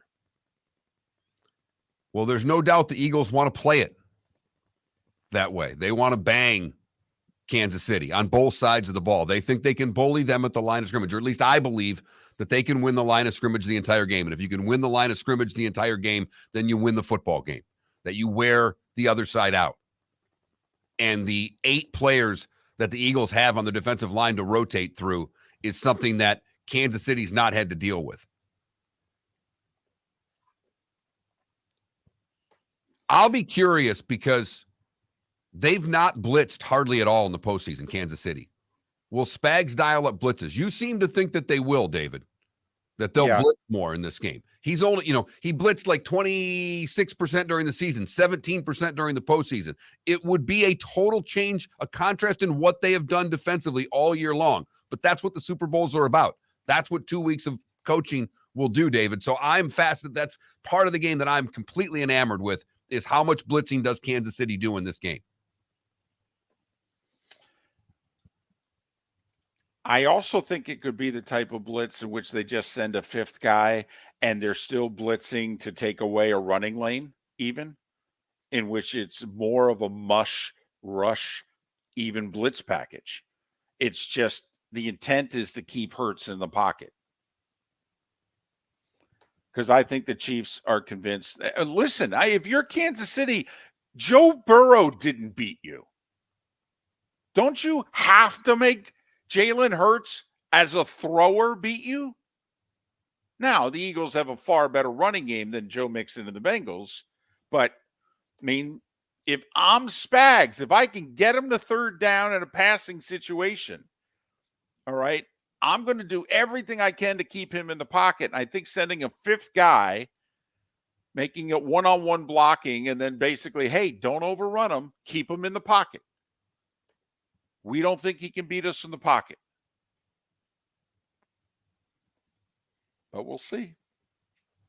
It's the Super Bowl. As we've seen, any damn thing can happen. Nick Foles can outgun Tom Brady, and that's with Brady throwing for 505 yards.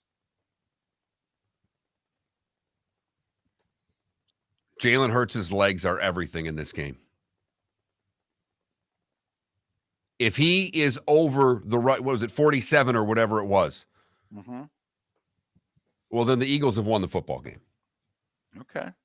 I like that stat. So you think if Jalen Hurts hits the over in rushing totals, that is definitely an Eagles win? Yes. Okay.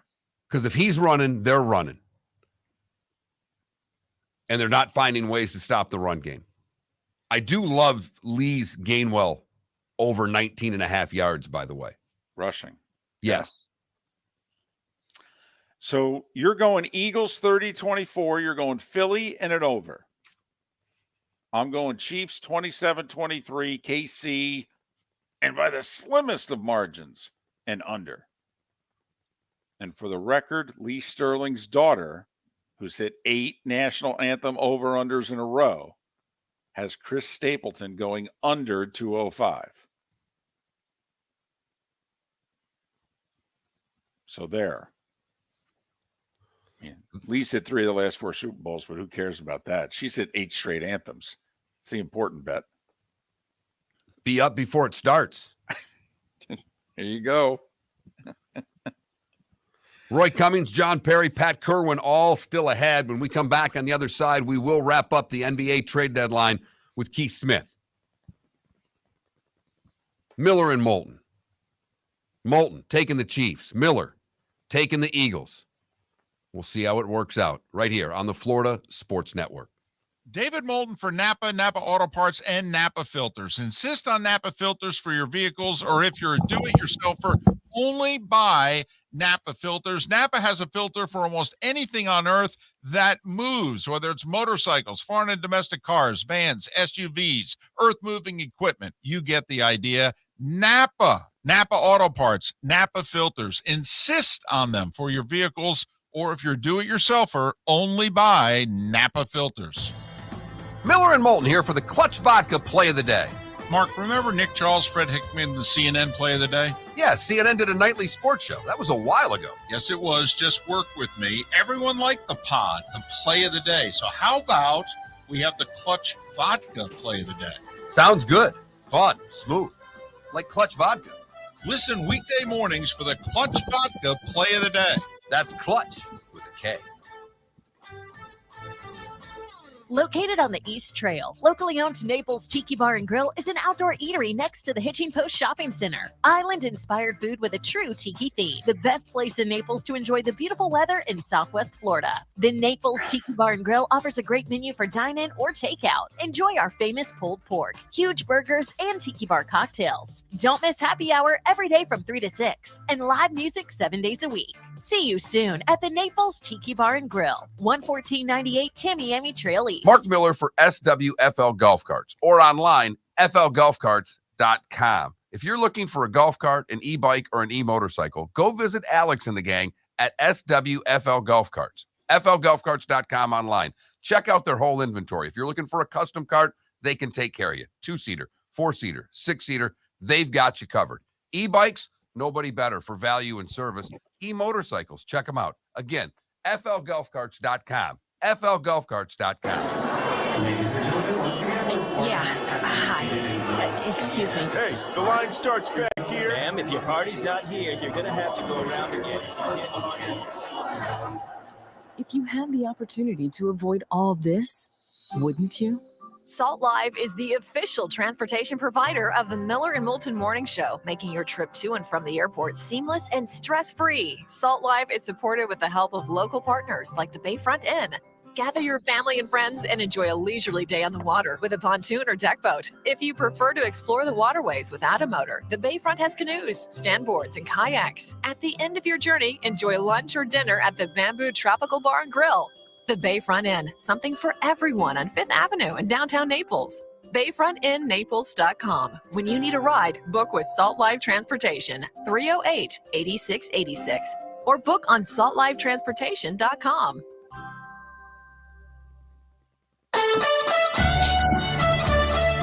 We're listening to Miller and Moulton on the Florida Sports Network.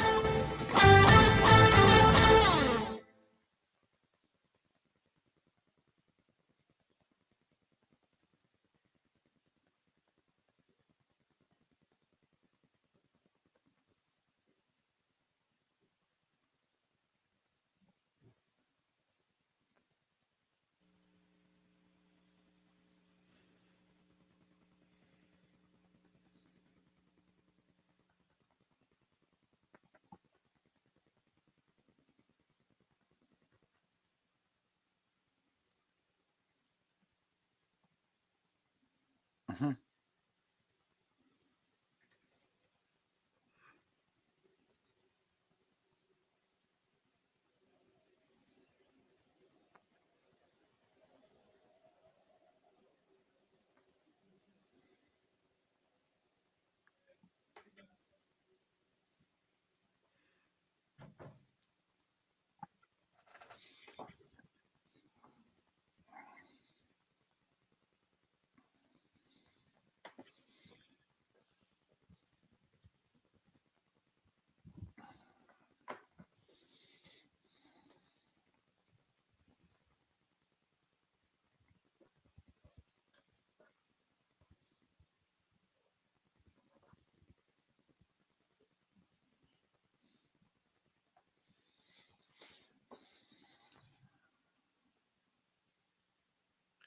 Did they suspend the Phoenix because did they have rain there yesterday, or did it just get dark? Oh, It I was don't know. suspended at the Phoenix Open. I have no idea why.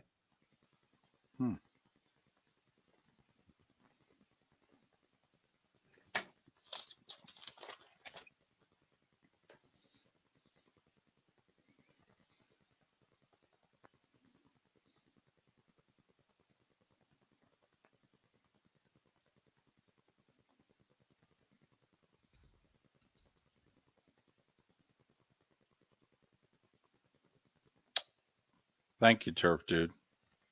Frost delay. Thank you. Oh, okay. 2 hours. Yeah, that'll do it. Full Gotcha. field. Gotcha.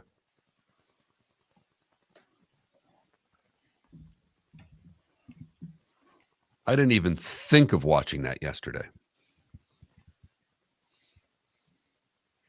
I was genuinely fired up to watch Avs and Lightning last night. And then Lightning just came out and kicked the crap out of them. Well, they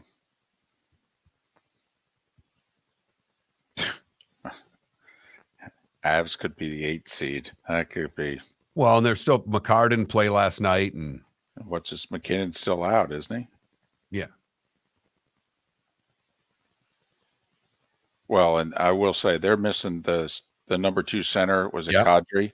They have clearly. Well, and then another forward's been out all year injured that's coming back too. Right. Plus, also the guy who had the big playoff for them signed with Seattle. The forward. You calling Keith?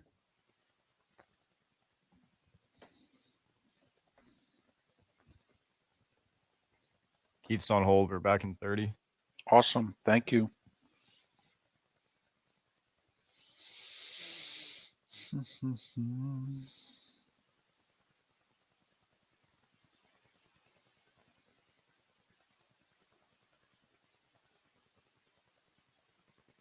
Here we go.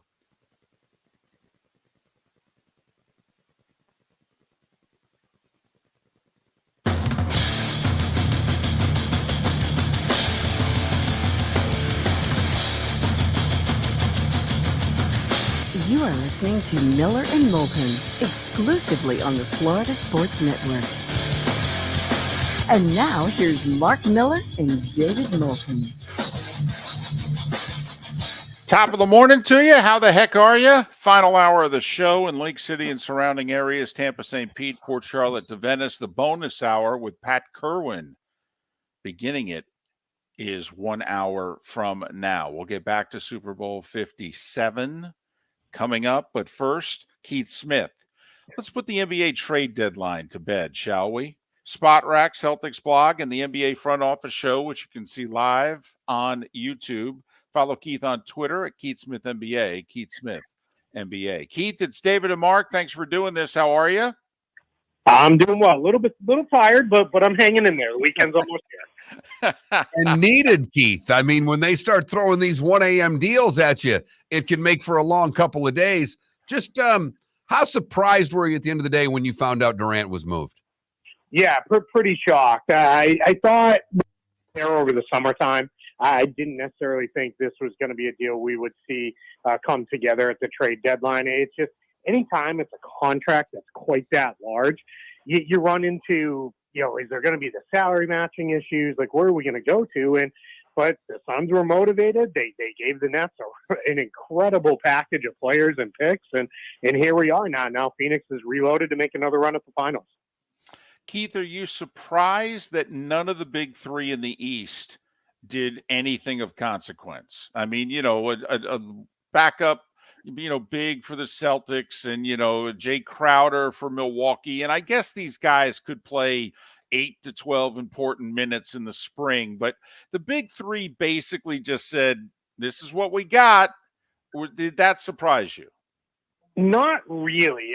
The sense definitely with Boston and Milwaukee is we kind of have everything we need. We just need to be healthy. And it was, if we can fill a couple rotation spots, that's what we're looking to do. And both teams did that. The Bucks wanted a wing with size. They got that in Jay Crowder. The Celtics wanted another big. They got that with Mike Muscala. Both teams are going to be active on the buyout market because they're both sitting on open roster spots. So we'll see what veterans kind of shake loose and how that comes together. And then you've got with Philadelphia, they weren't completely hamstrung, but they didn't have a lot of tradable guys to move around that aren't already key rotation players. So I'm not really surprised that those three teams more or less stood pat. Obviously, Irvin and Kyrie, obviously, and Durant, the big moves. Was there another move, the Lakers move? Is there another move that was made that you think really changed the complexion of a team? The Lakers move, as you kind of touched on there, that was huge for them because they swapped Russell Westbrook, who, he's taken a lot of heat today and yesterday, but he's had a pretty good season for a guy who's coming off the bench. But he just, there were problems there that they weren't going to be able to get past. Mostly for me, it seemed like on-court type of issues. But now you turn him into D'Angelo Russell, Jared Vanderbilt, and Malik Beasley, three immediate rotation guys for them, probably a starter in Russell. And then they were able to go and get another deal done later in the day where they kind of replenished some of the draft picks they had sent for Rui Hachimura. So the Lakers had themselves a really nice trade deadline. The question for them now, though, is they lost again last night. They're 13th in the West. All this stuff of, they're only, X games back, 2 or 3 or 4 or whatever it is. It all sounds really good, but you have to climb like 7 teams to even get into those positions. And it's not like the Lakers are going to go undefeated while those teams lose all their games. So it's going to be a tough road ahead for them, but they're definitely a better team today than they were a couple days ago. Lakers, as Keith mentioned, 13th in the West. And just to get to 10th, Portland's a game below 500. The Lakers would have to go 16-10 the rest of the way just to finish 500. They are 3 back of Portland in the loss column just to get into the play-in. Never mind what Keith talked about, trying to climb all the way up into the top 6 to avoid the play-in. He's Keith Smith. He covers the NBA for a living. Follow him on Twitter at Keith Smith NBA. Are you surprised that Miami did nothing? And for that matter, that Toronto and Atlanta didn't blow things up? Toronto, Chicago, Atlanta, more or less sitting things out, only minor deals for the Hawks. And then Toronto getting Jakob Poeltl, which to me only makes that roster even more confusing because the last thing I think they needed to add into that mix was another big man. But that's more of a long-term play for them, so you kind of understand that move. But, yeah, it was weird to see those kind of middle-of-the-pack teams basically say, we're going to do some moves around the edges, or in the case of Chicago, nothing at all.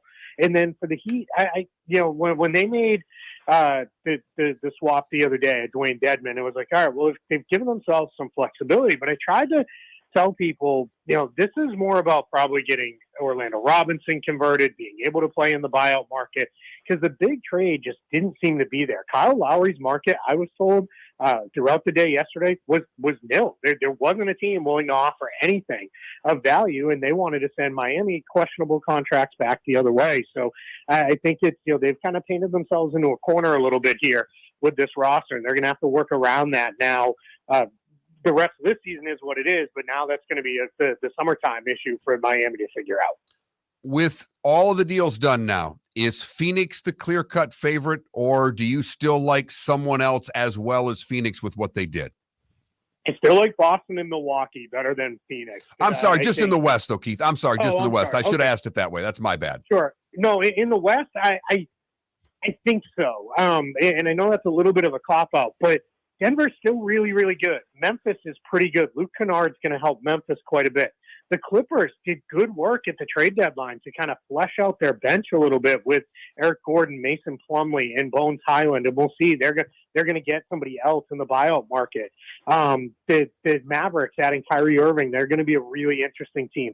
And then the Warriors they're still there. They're still the Warriors. They got Gary Payton in the second back. That's going to help. They get Stephen Curry back. They're going to be tough. But Phoenix gave themselves a really good shot. I think the Suns' issue right now is they've got to find a way to add a little bit of depth to that roster, and that's hard to do, obviously, with only working in the buyout market. But because they have roles, they have minutes, and they're a finals contender, they're probably going to be one of the top teams that adds, maybe 1, 2, maybe even 3 guys here on this buyout market. And it's clear under new ownership, there's no reluctance to add salary and tax penalties and all of that. They're all in. I said it the other night. They're not in for a penny, in for a pound. They're in for a few £100 for a few £1,000,000.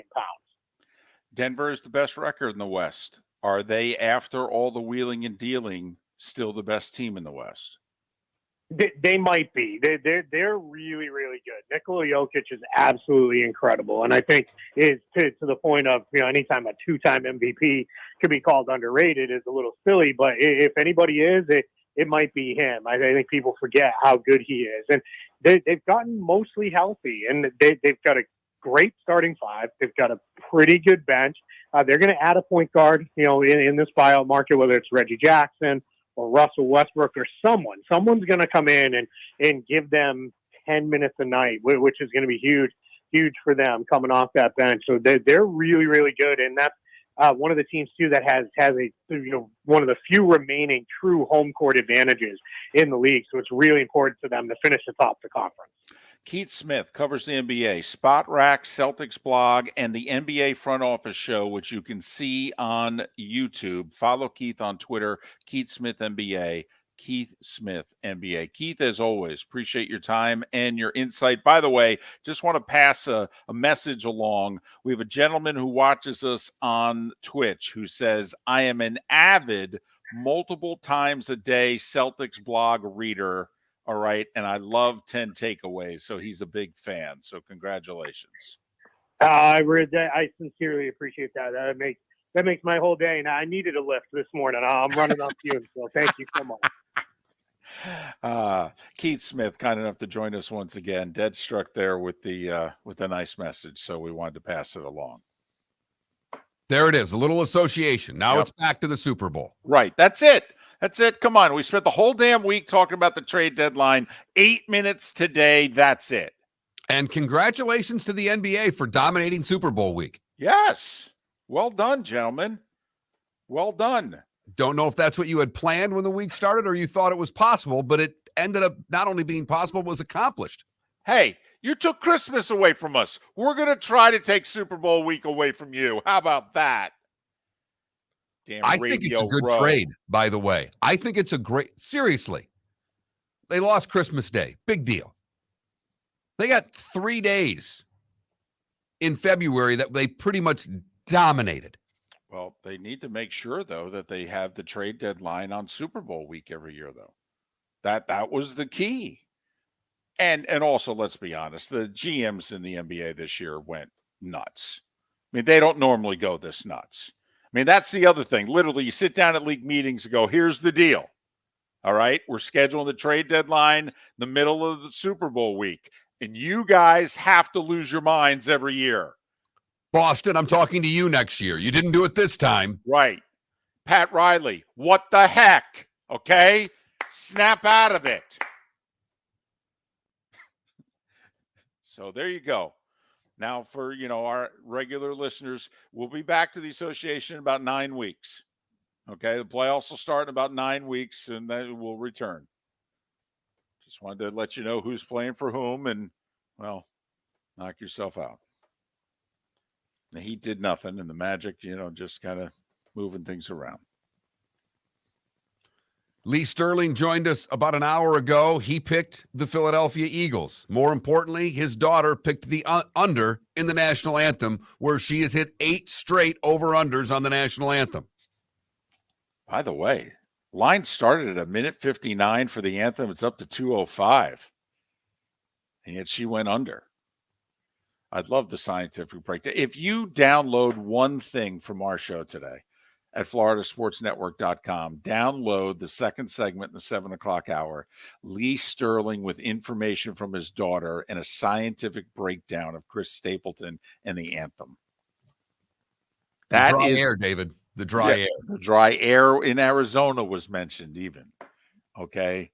I mean, it's as gooberish as we've ever gone, and it was magnificent.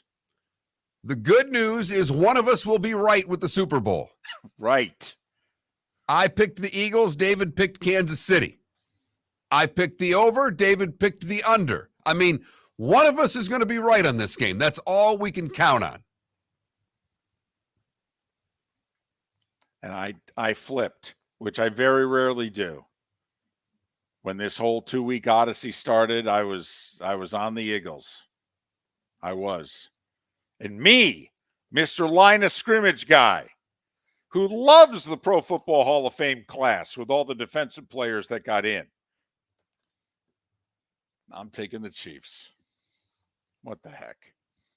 Mark Miller for SWFL Golf Carts, or online, flgolfcarts.com. If you're looking for a golf cart, an e-bike, or an e-motorcycle, go visit Alex and the gang at SWFL Golf Carts. flgolfcarts.com online. Check out their whole inventory. If you're looking for a custom cart, they can take care of you. 2-seater, 4-seater, 6-seater, they've got you covered. E-bikes, nobody better for value and service. E-motorcycles, check them out. Again, flgolfcarts.com. flgolfcarts.com. Ladies and gentlemen, once again. Yeah. Hi. Excuse me. Hey, the line starts back here. Ma'am, if your party's not here, you're going to have to go around again.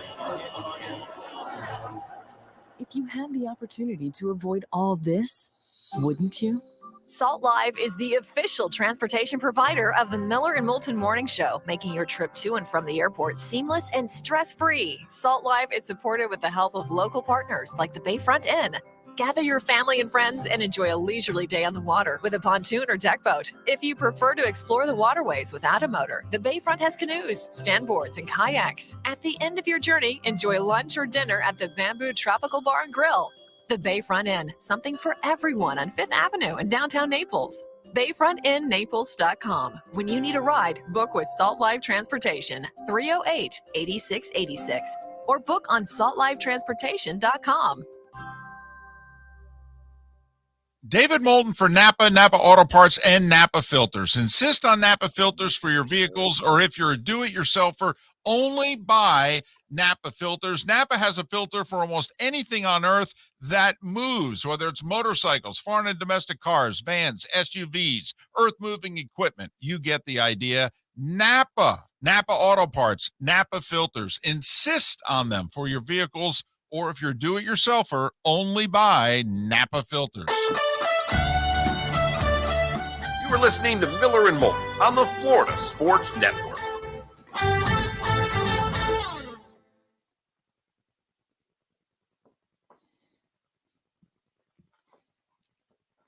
That's how he finished that giggle fest. They put up the whatever Olympic event it was, and it just had one ridiculous name after another. And he's finally, after all that laughter, he goes through, and the Russian woman finished third. God, he's been with the Dodgers like 25 years. I know. mean, when you think about it, Rich Eisen's been with NFL Network 20 years. I've never heard him, by the way. He was on Patrick this week, and he talked about why he left ESPN. And he said, and he also said Dan Patrick was the only person at ESPN who told him to go. Go do your own thing. Be your own man. He said you could be the face of that network. Okay. And Rich said, and everybody thought I was an absolute fool.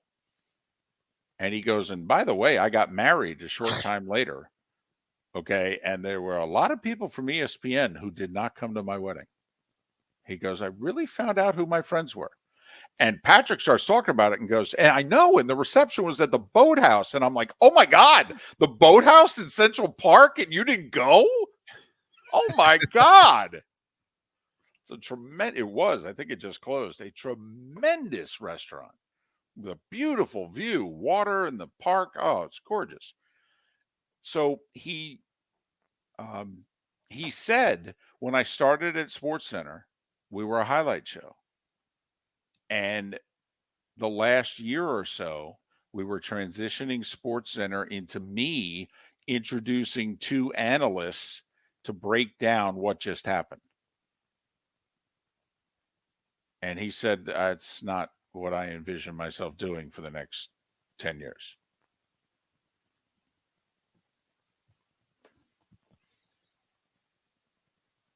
Yeah, Adam, I thought I heard that the Boathouse closed in the last year. But yeah, we ate at the Boathouse. Great place.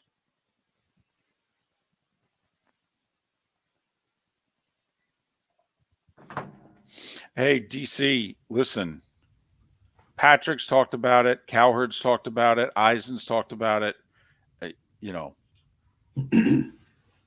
You're not advised to leave the four-letter network. There are a lot more people who have gone into obscurity after leaving than have had great success. Morning, Roy. Morning, guys. How we doing? Is that a Cubs shirt? Yes, it is. Sorry. Well, have you never noticed? Oh, I have. Yeah, every time. The Cubs. Yeah. And down here we have our. Hold on a second. I see a Cubs. I see the Cubs Tervis over there. Outside of my office right now, there's a Maple Leafs flag up. You're a Leafs fan? I love the Leafs, but I'm a little annoyed with them. I mean, really?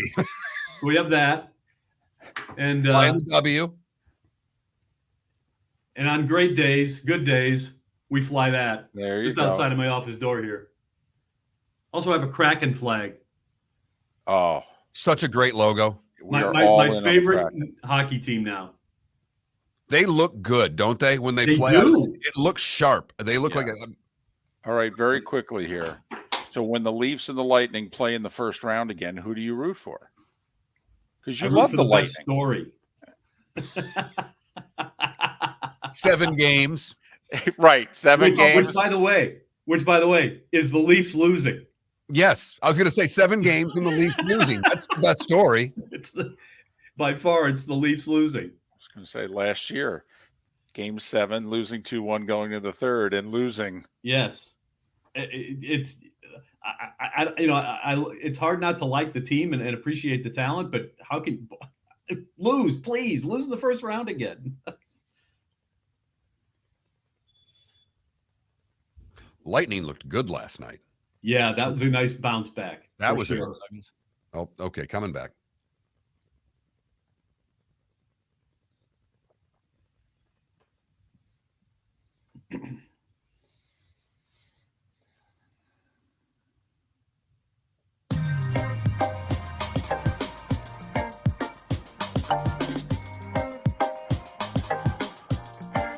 Welcome back to Miller and Moulton, only on the Florida Sports Network.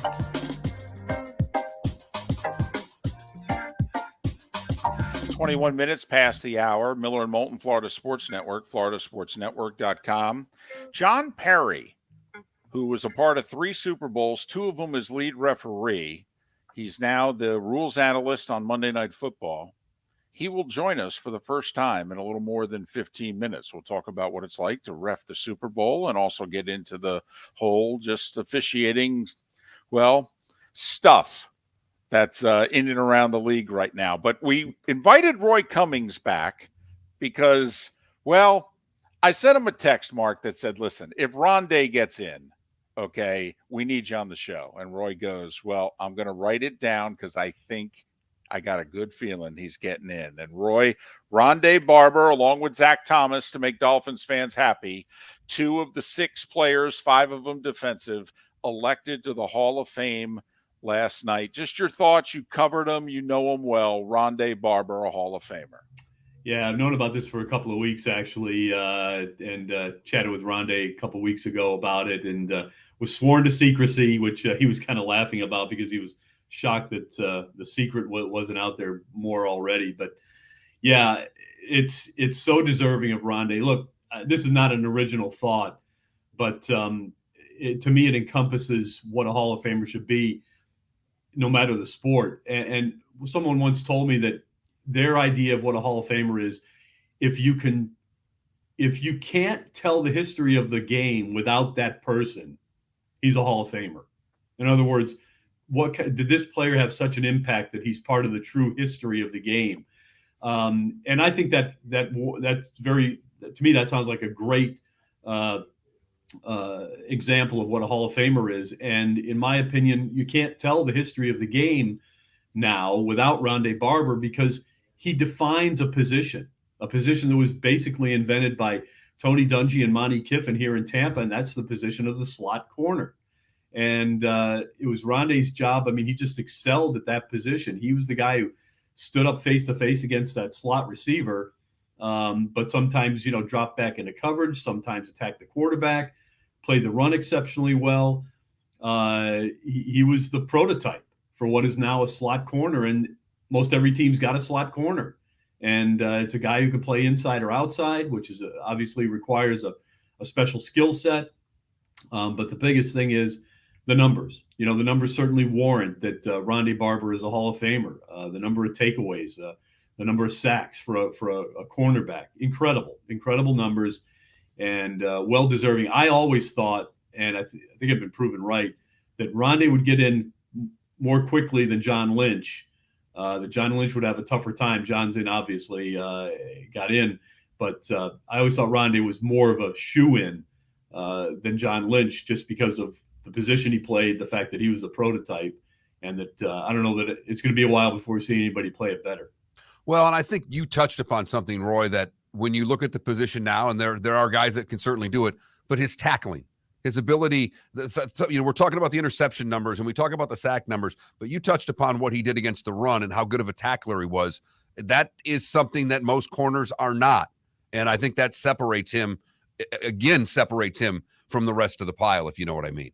Such a great point, because that was something that was emphasized to him early on in his career. There was a time there when Rondé, going into his second, third year of his career, thought, man, I may not be long for this league if I don't start playing better and start becoming a better player overall. And Monty Kiffin emphasized to him, look, the number one thing you've got to do is you got to be able to stop the run. That's the number one thing for a defense. And if you're going to play inside the box against the line of scrimmage, you've got to be part of that. And we're not talking about a big guy here. I'm bigger than Rondé Barber, but physically, taller. But the guy is just rock solid and just so smart.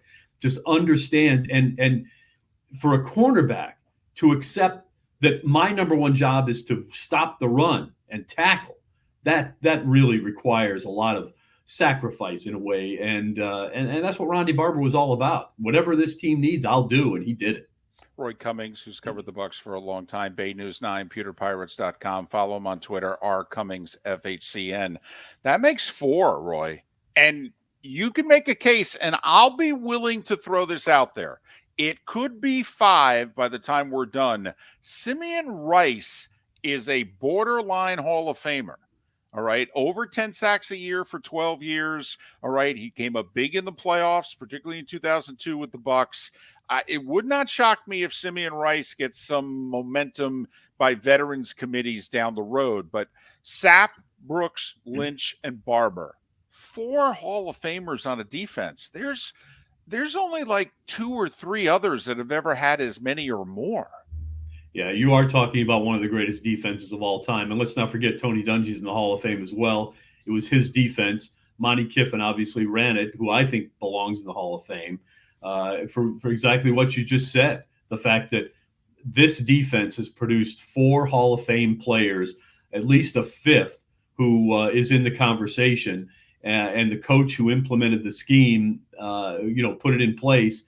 And then to me, the coordinator who ran the scheme and put these guys through their paces every day and made it happen, that guy's a Hall of Famer too. So, and it won a Super Bowl. And you know what? It was in position to win several Super Bowls. I mean, this is the team that shut down the Rams in the NFC Championship game. Nobody thought the greatest show on turf was going to ever be slowed down, but the Bucs did it, and they end up losing on a extremely controversial pass reception or non-pass reception. So, absolutely, it is one of the greatest defenses of all time. It's right up there with the Orange Crush defense in Denver, up there with the Steel Curtain in Pittsburgh. The Ravens defense, it's right up there. You talk about the 5 greatest defenses of all time.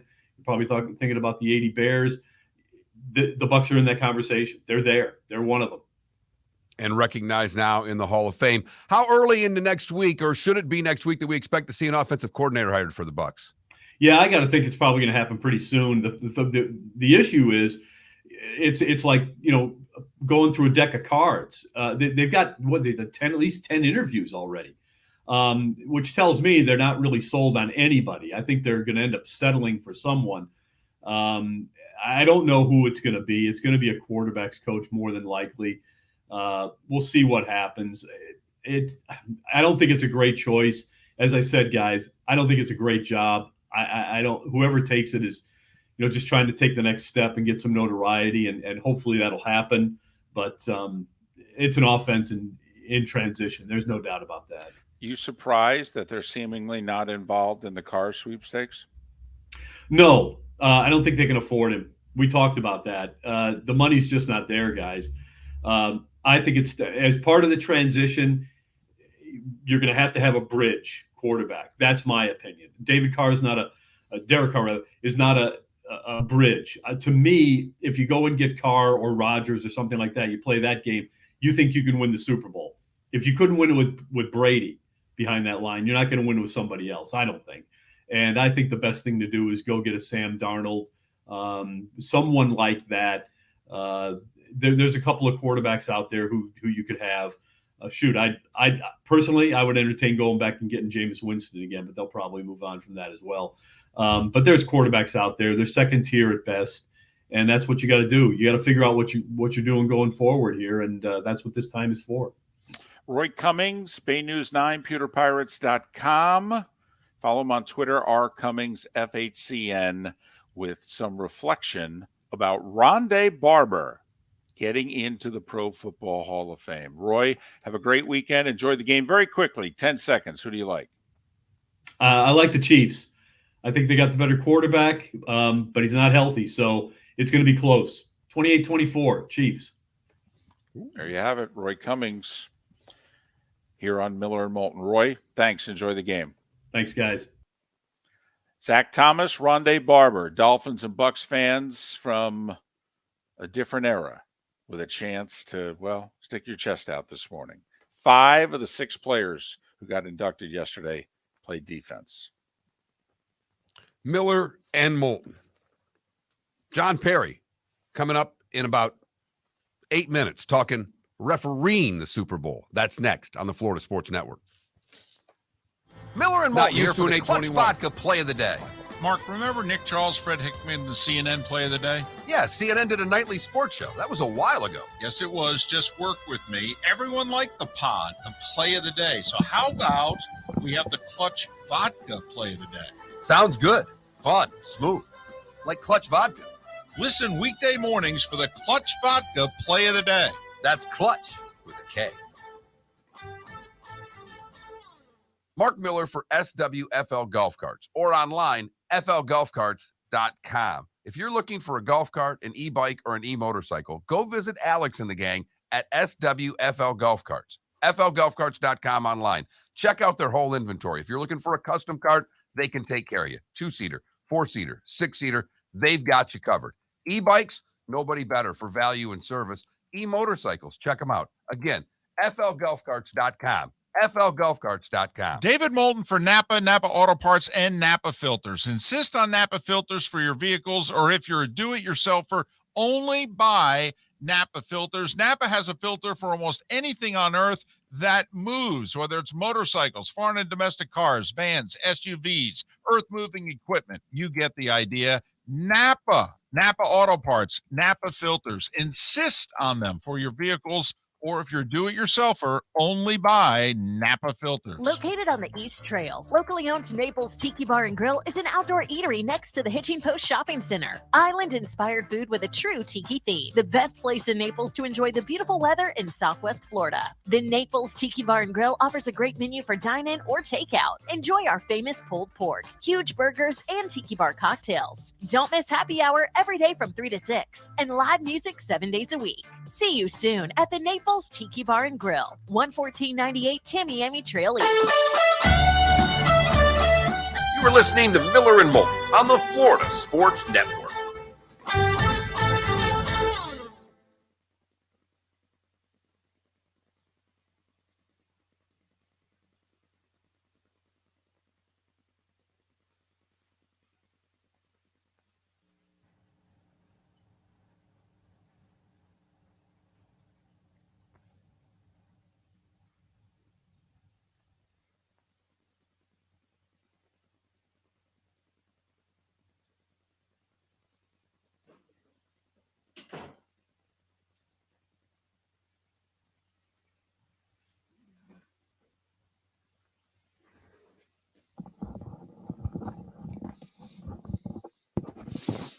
Yeah, 6, and then the 2 veterans committees. But yeah, we noted that earlier. It was a great night for defense.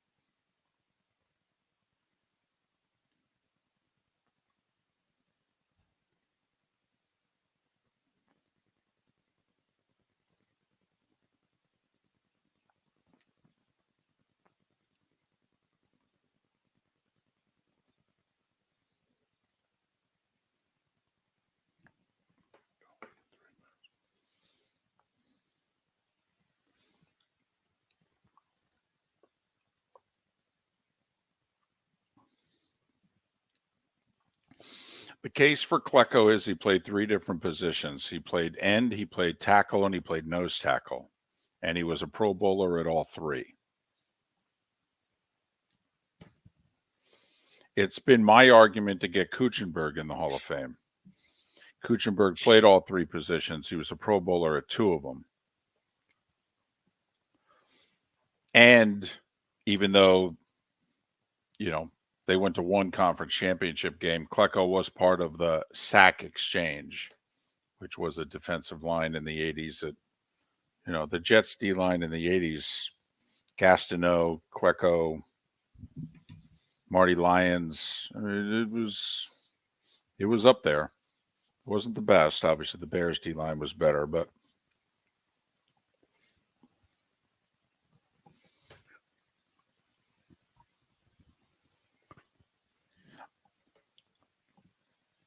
and I will say, if you talk to players had a higher opinion of Klecko because physically he was a beast. And so those who had to block him were like, oof. And Klecko was the guy on that line that you double teamed. You didn't double team Gastineau.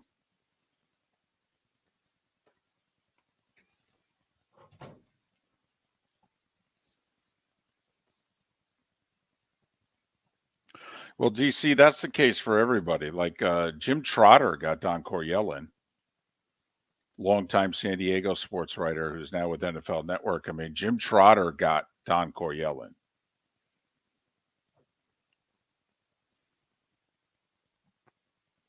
mean, you usually do need one of the 50 that really takes up your cause when you're not a surefire no-brainer.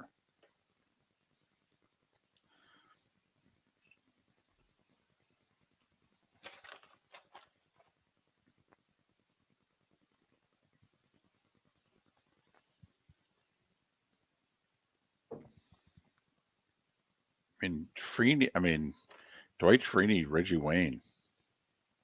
Not a good day for the Colts yesterday. 30 seconds. He's on.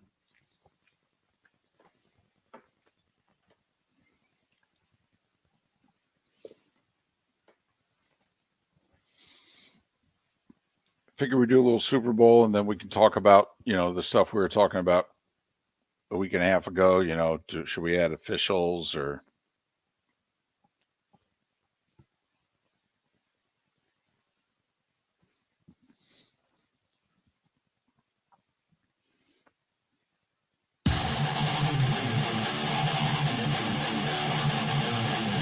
You're listening to Miller and Moulton, exclusively on the Florida Sports Network. 22 minutes before the hour. Final segment for those listening in Lake City and surrounding areas, Tampa, St. Pete, Port Charlotte to Venice. The bonus hour begins at the top of the hour where Pat Kirwan will join us live from Phoenix. John Parry's kind enough to join us for the first time. He was a part of 3 Super Bowls, 2 as the referee. The last 4 years, he's been in the Monday Night Football booth as their rules analyst. John's kind enough to join us. John, it's David and Mark. Thanks for doing this. Good morning. How are you? I'm doing well, and good morning to both of you and all the listeners. So just talk to us about when they tapped you on the shoulder for the first time and said, hey, you're going to referee the Super Bowl. I mean, what was that like? How different, nerve-wracking, crazy is refereeing the Super Bowl? Well, I just got chills just hearing you say it, and that may sound cliche-ish, but it's not. It still just tingles my body. In 2007, I got the call for the first time, and I loved how the league did it. I had a father that was an official for many, many years, and I'm sure that's how I got started. They actually called my father first, put him on a conference call, got me on the call, and gave me the news with him listening. And that was just such a proud moment for him and myself. 25 years in the making. It's when you get going and this is what you're going to do, that's where you want to end up. And just to have him be such a big part of that was huge. The second one, I go 2012 into Indianapolis, and that's a city that I had lived in for many years. I'm a Hoosier to begin with, so going back to that city to work the second one. And unfortunately, my father had died about 11 months before that. So that was an emotional one, just for him not being there. And I'd never worked a game without talking to him before the game, never worked a game without talking to him after. And cried on the field for most of the coin toss prior to kickoff until the game found rhythm. I was an emotional mess, hoping that my father was upstairs watching and helping me get through that. Third one, total opposite. We were the next crew up after the NOLA no call, the DPI, sent the wrong team to the Super Bowl. Officiating was under fire. So you go into that one with just different mindset and different emotions based on the officiating world just being attacked from every corner. So each one of these is special. John, you said it's not cliche. So I know one of the cliches with any game is you have to treat it like it's a regular game as players. Do you do the same thing as officials? I mean, do you have to have the mindset that this is just another football game, or does the Super Bowl make you prepared any differently? You do. And it's one of the hardest things as a crew chief because you're in there early, just like all the teams, not as early, but 4 or 5 days beforehand. You're having meetings every day. You're breaking down film every day of the two teams that you're working. All around you is Super Bowl, Super Bowl, Super Bowl. It's hard to put it aside. But one of the hardest jobs that Carl will have this Sunday, and he's done it before, is getting the crew to relax, finding rhythm, finding normal communication. You'll see it early. It's like the quick false start, the offside. Players are amped up, so there'll be a couple things early on, and the same thing will happen with the crew. And the earlier you can get into normal rhythms, the better off you'll be. John, what video do you watch leading up to the Super Bowl? What is it that are you trying to point out? Just how style of play, or things that they do wrong? What video were you guys watching? So you'll break down every week. The crew does it. The league does it. Super Bowl, of course, you have a little bit more time to prepare. You got 2 weeks and about 5 days to get a crew ready.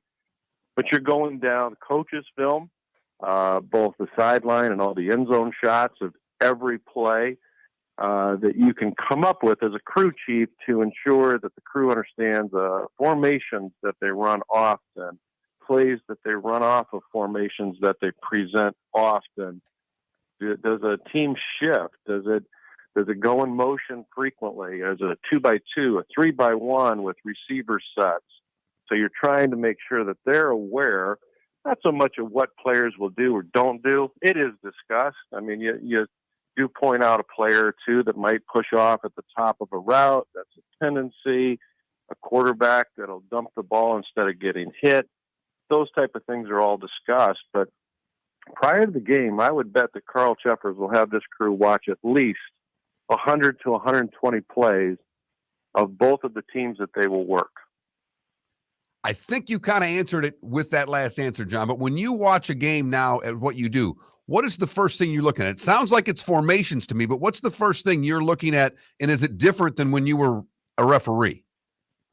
No, even up in the booth, it's quite interesting because, the booth stuff's all new for me, but I have found being in the booth that if I just officiate the game as a referee, 80% of the stuff seems normal to me. So I'll go through my normal progression. Do I have 11 on offense? How many backs do I have in the backfield? Do I have 5 linemen up front? Do I have tackles up and on the line, which is becoming an issue?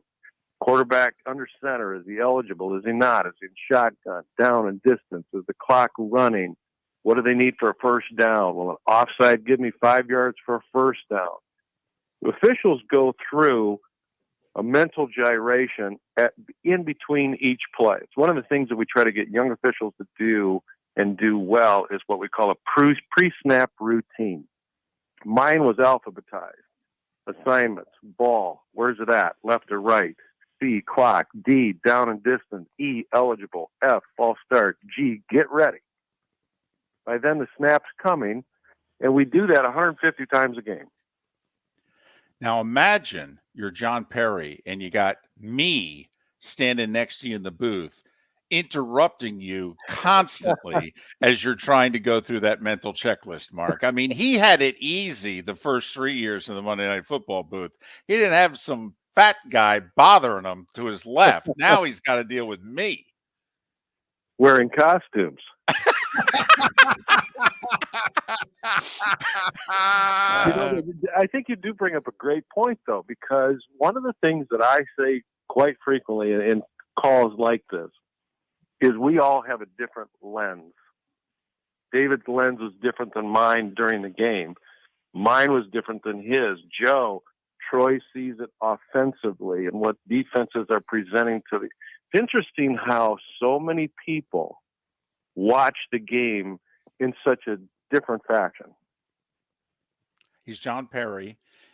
These days, he is the official in the booth, the rules analyst for Monday Night Football. Before that, 20 plus years as an NFL official, 3 Super Bowls, 1 as a side judge, 2 as the lead referee, and he's kind enough to join us here on Miller and Moulton. John, if you were to make one change to how games were officiated, what would it be? One change in how the game was officiated, I would take out the communication system that they placed in officiating folks' ears about 9 years ago. I worked with games without it, and I've worked 9 or 5 years with it in my ear. It's a distraction. And I think it impacted officiating. Officiating on the field takes all the senses that you have, sight, smell, ironically, sound, and you put an earpiece in your ear, as you well know. You probably have one in your ear now. It changes how you hear things. Then you get 6 other people on the field. There's going to be 2 or 3 guys that want to be heard. They want to talk, so they're constantly pressing the button and giving you information and data. I don't want that before the snap. I want to be focused. I want to be clear with the vision, and I want to be relaxed. I don't want to process. As much as technology has helped, and I'm referring to the communication system that they have in place now, the replay system that they have in place now, I believe it has negatively impacted the on-field officials. A couple of things obviously came up in the NFC Championship game. Clearly, Devontae Smith did not catch that ball. The Eagles sensed maybe he didn't, so they hurried up. So the network Fox didn't have a chance to really show replay and what have you. John, is there any way to change to prevent that from happening? Like college has it where the replay official upstairs can buzz down and stop and say, hey, I need to get another look at that. The NFL doesn't do that. Or is what happened in the NFC title game one of those things that's just going to occasionally happen? Well, the NFL went a different route than college, but in hopes to get to the same result, they implemented a system a couple years back called Hawkeye. And what Hawkeye allows the officiating team to do is get every angle that is shot by a network immediately in real time as it is shot.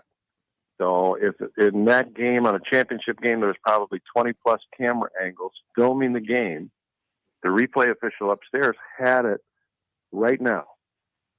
What he needed to do was find the shot that would show the football. He didn't get to that shot quick enough.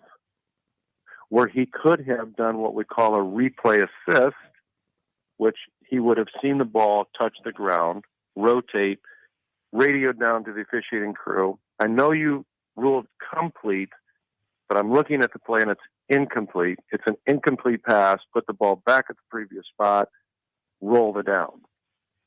He didn't get to that shot quick enough, so then it requires a coach's challenge. And with them being in what some teams would call an ambush situation, where they're getting to the line quickly to prevent the challenge flag being thrown, that's what took place there. I think it's a really good play to put in your back pocket, because you'll all be on the radio come March, April, May, June, talking about the new rules and what we're implementing. Keep this in mind when they talk about Sky Judge. We have Sky Judge. They have Sky Judge now. It's just used limitedly. So this is the play that they want fixed. But at the other side of technology will always be a human being. It will never be perfect. But we expect it to be, but it will never be. John, a couple of quick questions, because we've got like 2-3 minutes left. In baseball, they add 2 umpires in the playoffs. All right. Are there blind spots in which maybe in the playoffs you add 2 or 3 officials, maybe down by goal lines, sidelines, and what have you? Or if you get any more than 7, it would just be a mess? It is a mess. We tried it. We wanted to push for 8 officials on the football field. And I worked several years during the preseason with an 8-person crew rather than 7. And we couldn't find a place to put the person that we weren't running into each other, doubling up people, looking at the same players. So it just didn't work out. What they do during the playoffs, though, is they add 5 alternates. You see them on the sideline. They're the people with the black jackets. They look like officials. They got hats on, but they got black jackets. And they do help administratively to ensure that there's no issues. They'll help with the clock, penalty enforcement. They actually do all the ball changing. An official will act as a kicking ball coordinator. So they are helping the crew, but to go with an 8th or 9th official, we couldn't find a place for it. And John, 30 seconds. Remember the punt in the NFC Championship game? And the Eagles argued that it hit the network TV wire.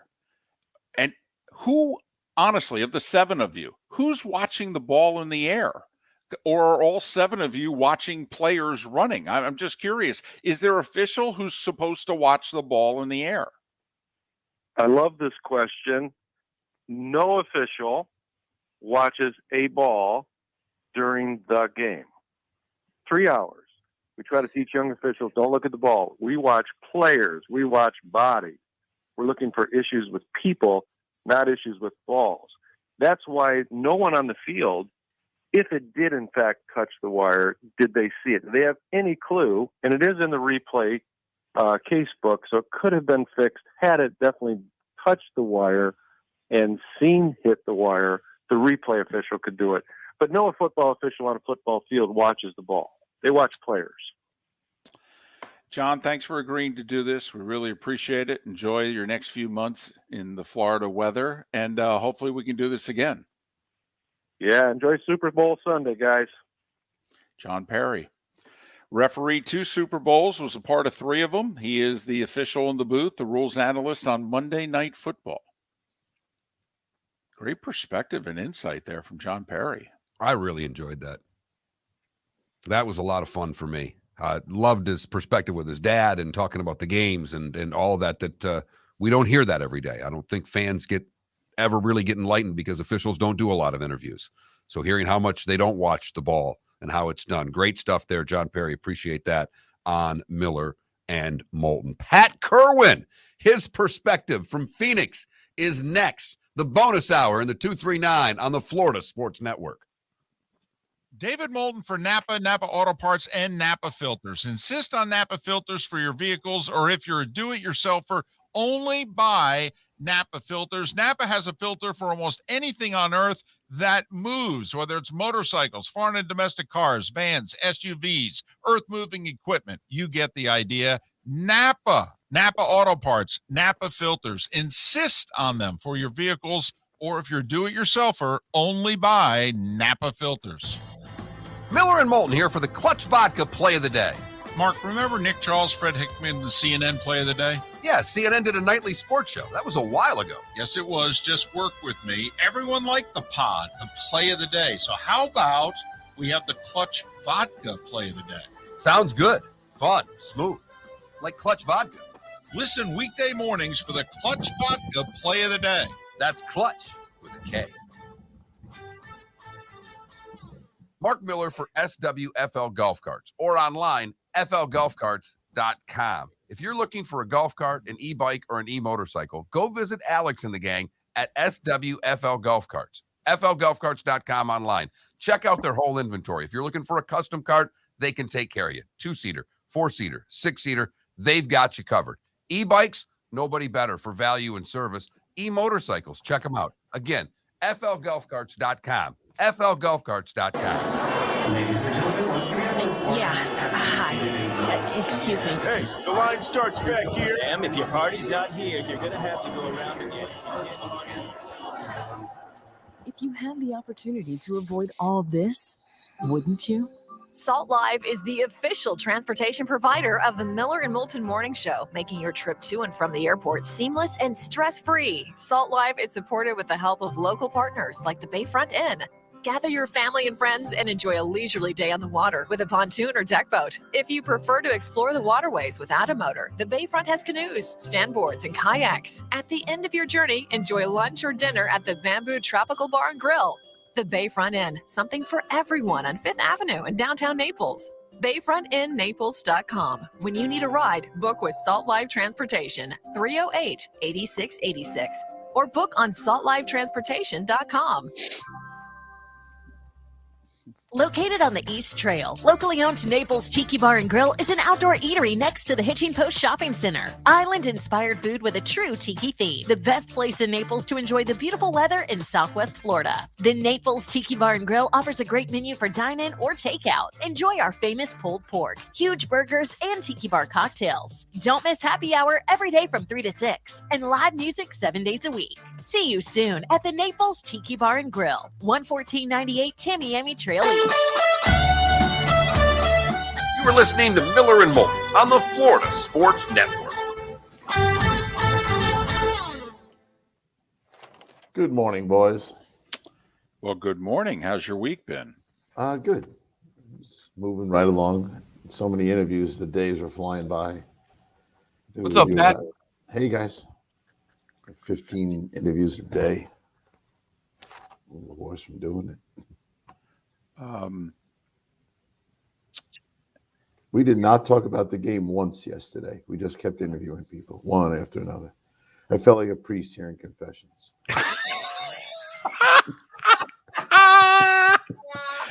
Except that every confession was brought to you by a sponsor. That's the problem. Yeah.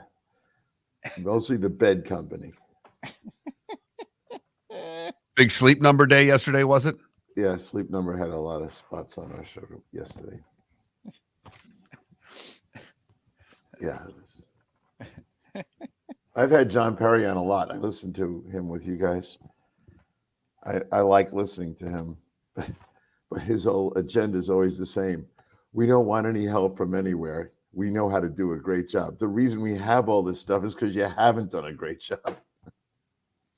And when he said, I don't know where to put the extra official, I already told you where he goes. On the goal line, on the end zone line. So he's down there when the pass comes, and the rest of the officials can't run fast enough to be down there to judge what happened.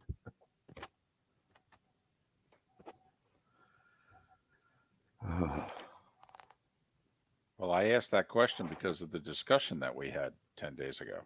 Yeah. Yeah.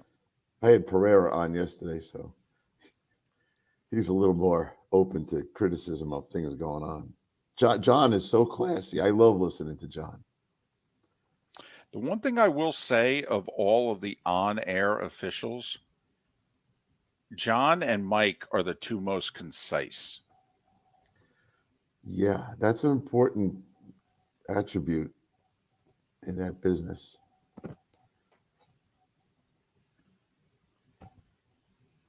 Like, in fact, John answers what Joe and Troy are asking him on the air so quickly sometimes that, you know, he can do it in like 6 words or less. Don't let your producer know that. There'll be a commercial in that. We have a minute allocated. We'll take 49 seconds for a Sleep Number bed. But, you know, Gene's a talker. Macaulay's a talker. Mike can be a talker, but Mike's aware if there's not a lot of time, he'll do it quickly. I asked Mike off the air yesterday. I said, what do they have to do to fix this? Because it's not good. He said, the day after the Super Bowl, they need to go to Dean's house, knock on the door with a bag of money and go, please come back.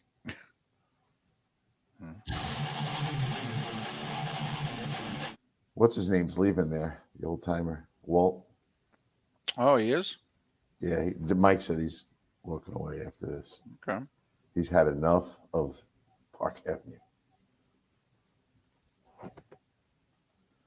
Just hope that the Super Bowl is not affected by the officiating that we saw, and certainly in the Kansas City game.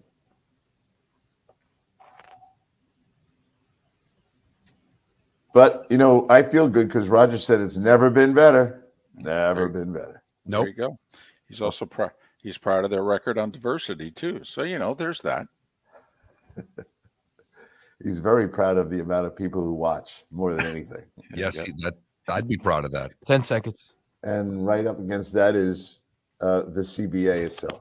Another steal from the players' contract. Oh, it's good to be back with you guys. We actually talk about the game.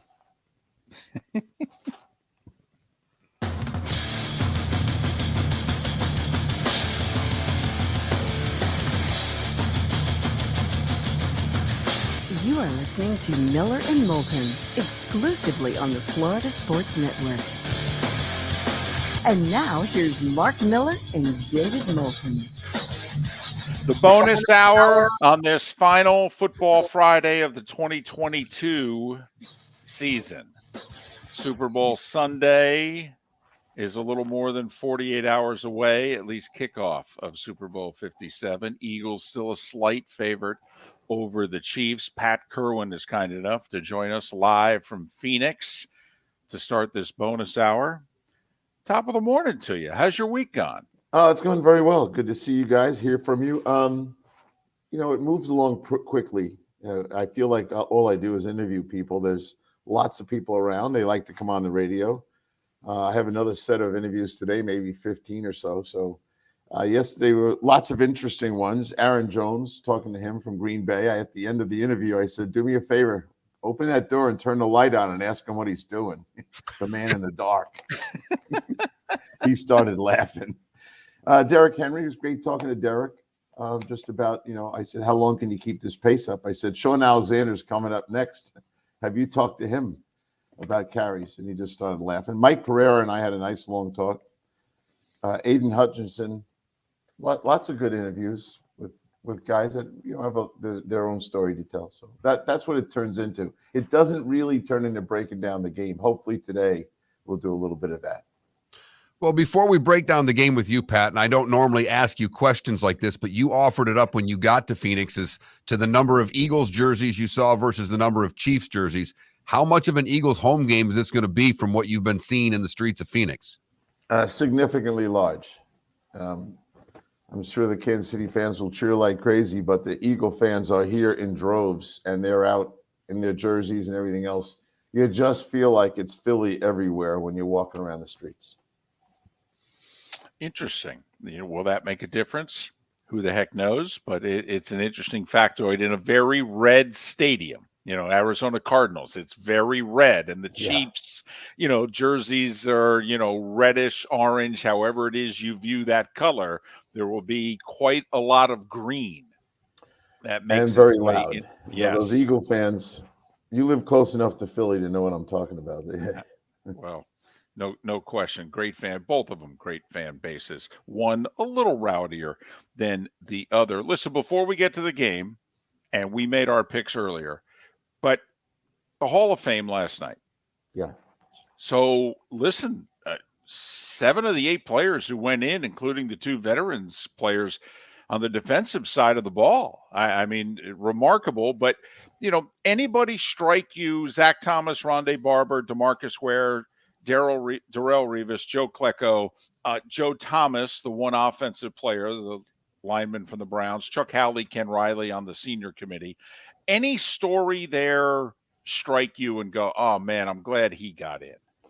Yeah, Joe Klecko, I think, and I'll tell you why, because the Jet fans all remember me and recognize. So when they call the show, they're kind of like, Joe should be in. And Joe played all the positions and on a very good line with a bunch of guys. So I think the campaign for Joe Klecko has been going on since I came to Sirius. And there's some relief there. But there's always a ripple effect, David. And the ripple effect's going to be the Atlanta Falcon fans, ironically, that have 2 or 3 players on their all-time roster that are not in. And it's also going to have a ripple effect when Joe Thomas goes in. I love that Joe's in, but Willie Anderson and the people from Cincinnati. So you get the pushback right away from those who believe this other guy should have been in. It'll be interesting. We'll get a lot of that as soon as I get back and the game's over, or the people that are going to feel like my guy deserved to be in over these people. And I don't see it that way. I'm glad for all the guys to get in, but I look at it and go, now who's going to call me about each one of these because they have a better guy who didn't get in? Well, that's ultimately how Zach Thomas got in, right? I mean, the Urlacher case is why Zach Thomas is in the Hall of Fame now, right, Pat? That's basically how it goes. And I think you see a little chain reaction. And you almost can set up the next, not the quarterbacks when they come, they're too easy, but you can almost set up the next set of guys.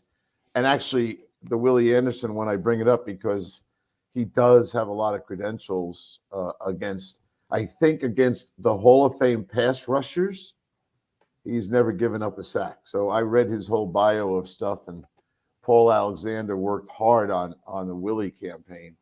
So I think it sets him up for next year, if you will. So we'll see what happens. And sometimes it works out this way where more than one guy from a particular franchise ends up going. Klecko and Revis, both recognized as Jets. Dwight Freeney, Reggie Wayne were both left out yesterday. Obviously, a pair of legendary Colts. Looks like we're starting to get another wide receiver backlog. Remember when we had the Andre Reed, Tim Brown, Chris Carter backlog for years? Okay, now we're getting Torrey Holt, Andre Johnson, Reggie Wayne, and goodness knows who's going to be coming, quickly on. Steve Smith can't get any traction. It seems as if now we're getting a wide receiver backlog. Yeah, and I think that's the most dangerous position where backlog happens, because as we move on in this NFL world, we start throwing the ball more and more, and 80 receptions means nothing. 90 doesn't mean you're a Hall of Famer. 120 starts to be that's what happens. And the farther back those guys come from, the less their stats look impressive. And that maybe of all the places is the one that I think is vulnerable to the evolution of the game. All right, let's get to the game, Pat. Thank you. Jalen Hurts. What's more important, his legs or his arms on Sunday? His arm or his legs on Sunday? They're going to blitz him. I'm pretty convinced of that. And they're not going to sit around and wait. They're going to blitz the RPO game. All you have to do is go back and watch last year's game and watch how Spags sees this and how he plays it. And when you're riding the back end with the ball, there is a split second or two where you can't throw the ball. And that's going to lead to the reason to pressure and get after him and see what he can do. They can't let this game get to 3rd and 3. We talked about this on Tuesday. It gets to 3rd and 3 or less. Guess what they did in the playoffs so far? A 100% success rate. So they've got to get it to 3rd and long, and they're willing to take the risk to do it. Otherwise, both postseason games, Philly ran the ball 44 times in each game. They have to find a way to make it 3rd and 5. And I think pressure is going to be the way. And so to answer your question, Mark, that I think he's going to have to escape a bunch of stuff. Pat Kirwan, NFL Radio's Moving the Chains, which is weekday afternoons and 2 to 5 on Saturdays. Don't know if you've got a special show Saturday or Sunday because it's the Super Bowl. He's also part of CBS's NFL Today show.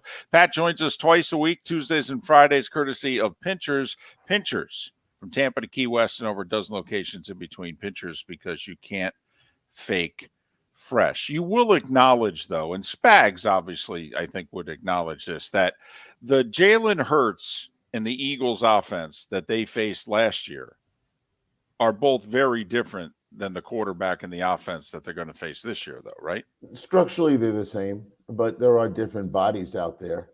But they also recognize that if I just let the Philadelphia Eagle offensive line block me, my front four, they're going to block me.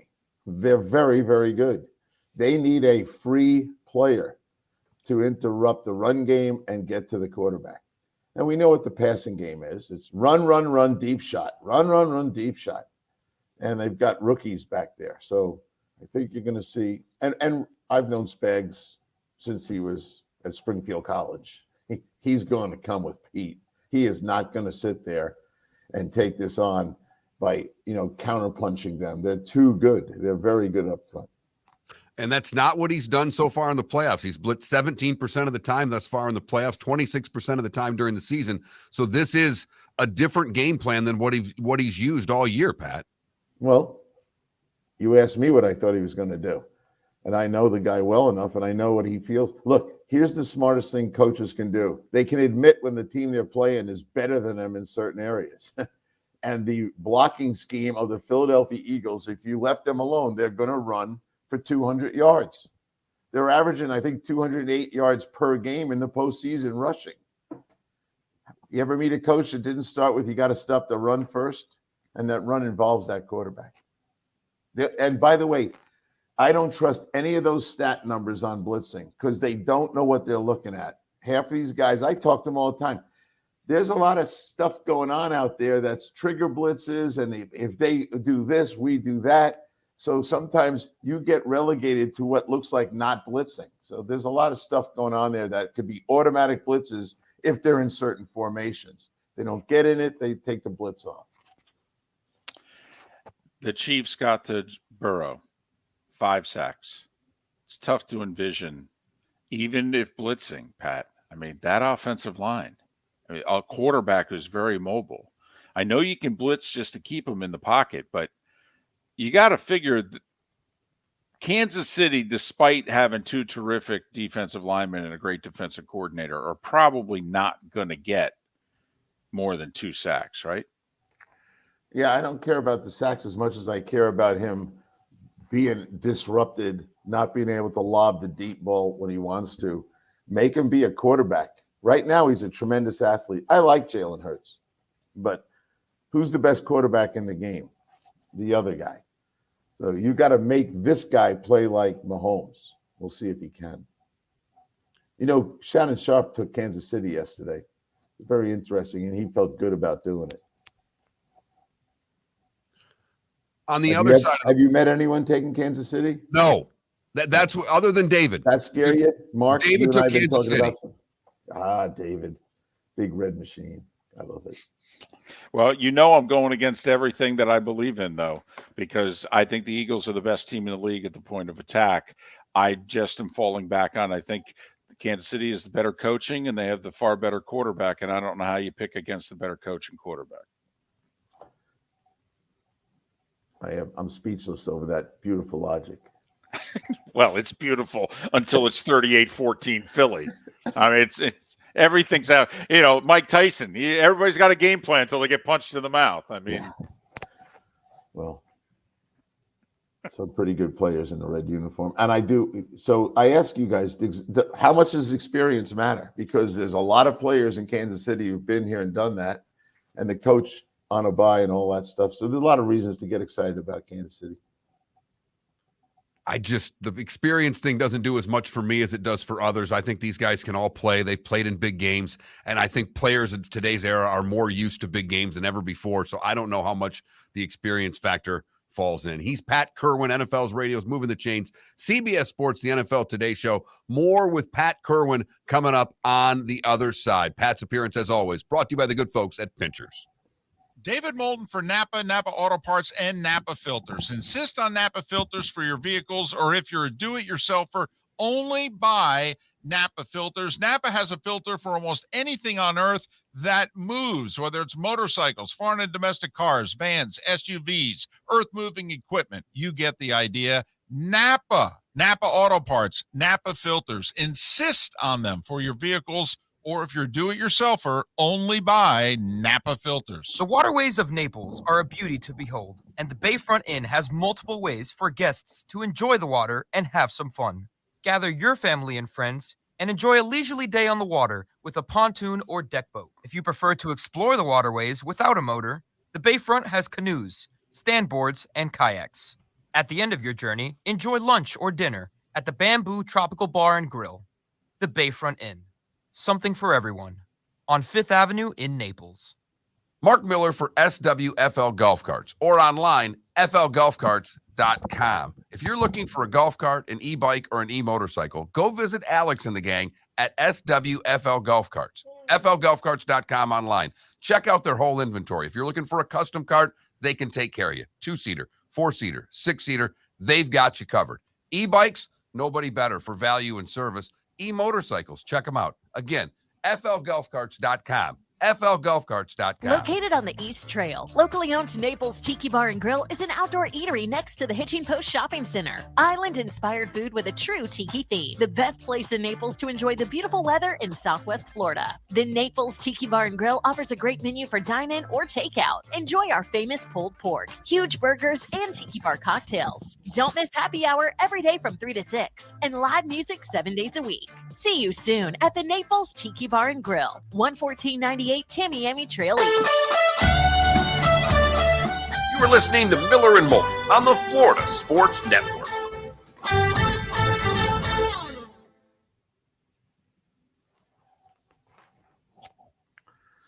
Are you staying through the game, by the way? No, I'm going to I'm getting home to see the Everblades tomorrow. I'm going home tonight. I got the post-game show, and I much prefer to be home. I'll watch the game by myself. My wife's going to a party with my brothers, and I'll be by myself. I'll have all my chart out, so I'll be able to have all the things I need, and then I have the post-game show for like 3 hours or something. It's fine. Well, No. soak it up because I only stay when it's CBS games, when I have to stay. Oh, you know what CBS guys told me? Now remember, hold on before you say anything. Just remember, we're on Twitch right now. People can hear this, so if you Good. can't say it, okay. They should hear this. Okay. Apparently, Fox, in order to get the set, the ideal set they want for this game, they bought $1 million worth of seats and took them out to put their set in. Wow. Yeah. Which goes to show you, ladies and gentlemen, that when you pay over $2 billion a year in rights fees, the NFL still makes you buy the seats at the Super Bowl. So the spot they wanted, David. I was thinking of you. This would have been where you guys probably were. They wanted some advantageous position, and I was told by some executives yesterday that they bought $1 million worth of seats and had them taken out to put the set in there. I'm very interested to see that when the game starts.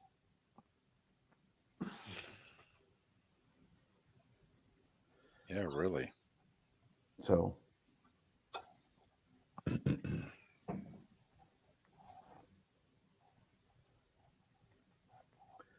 we'll see what that does.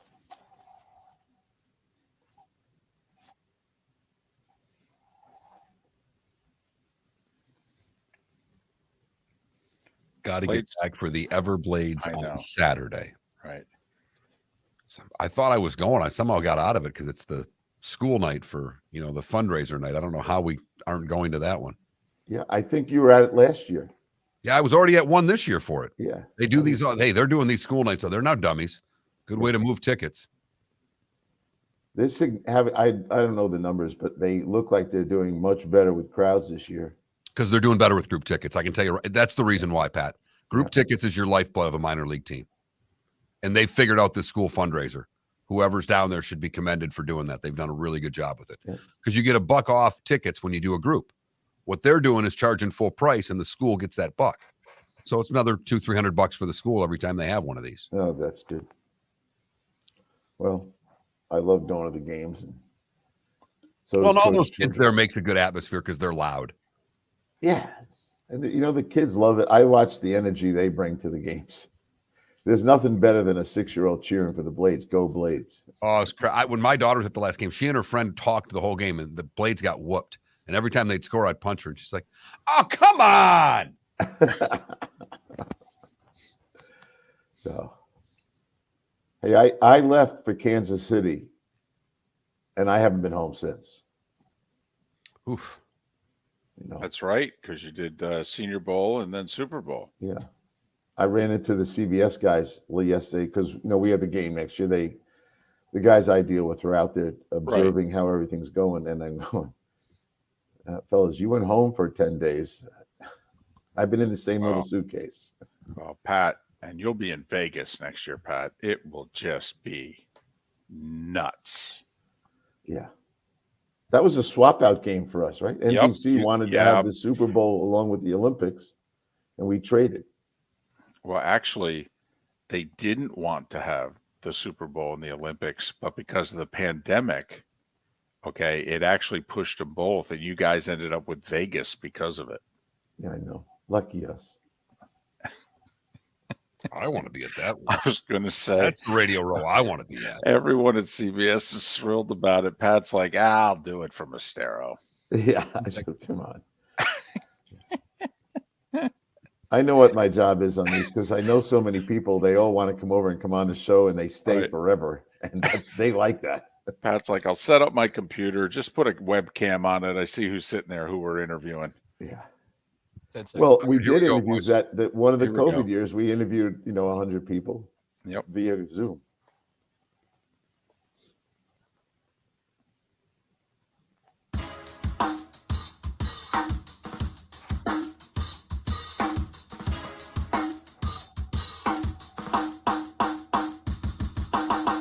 Welcome back to Miller and Moulton, only on the Florida Sports Network.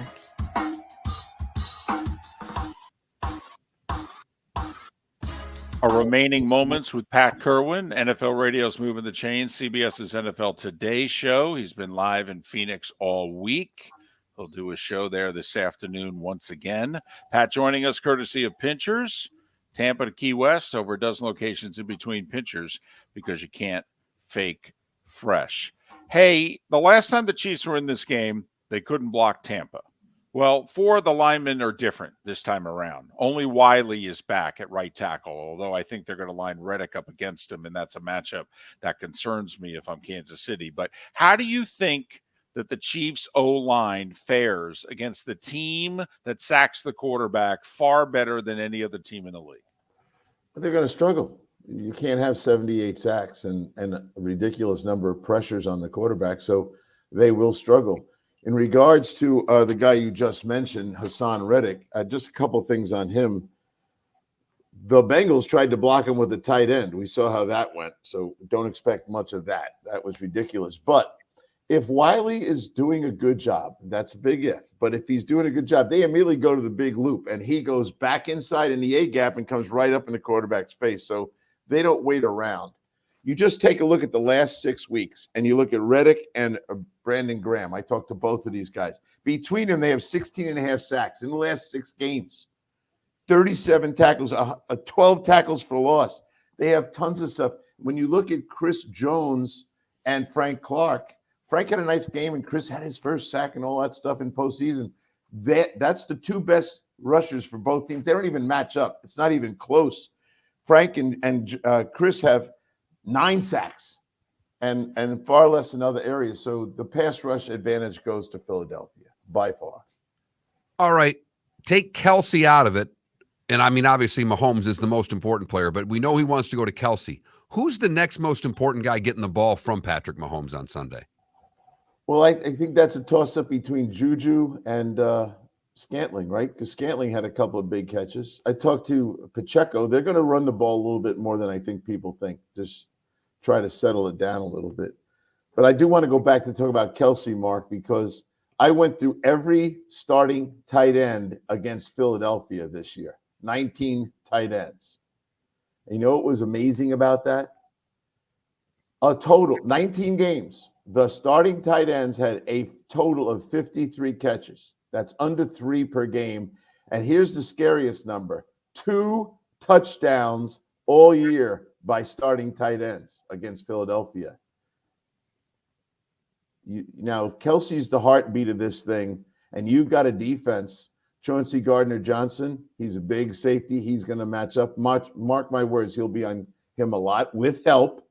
But you're looking at a defense, and Kelsey's the best tight end of all the guys I looked at. But if I hold Kelsey to 5 catches for 80 yards and 1 touchdown, can Kansas City win the game?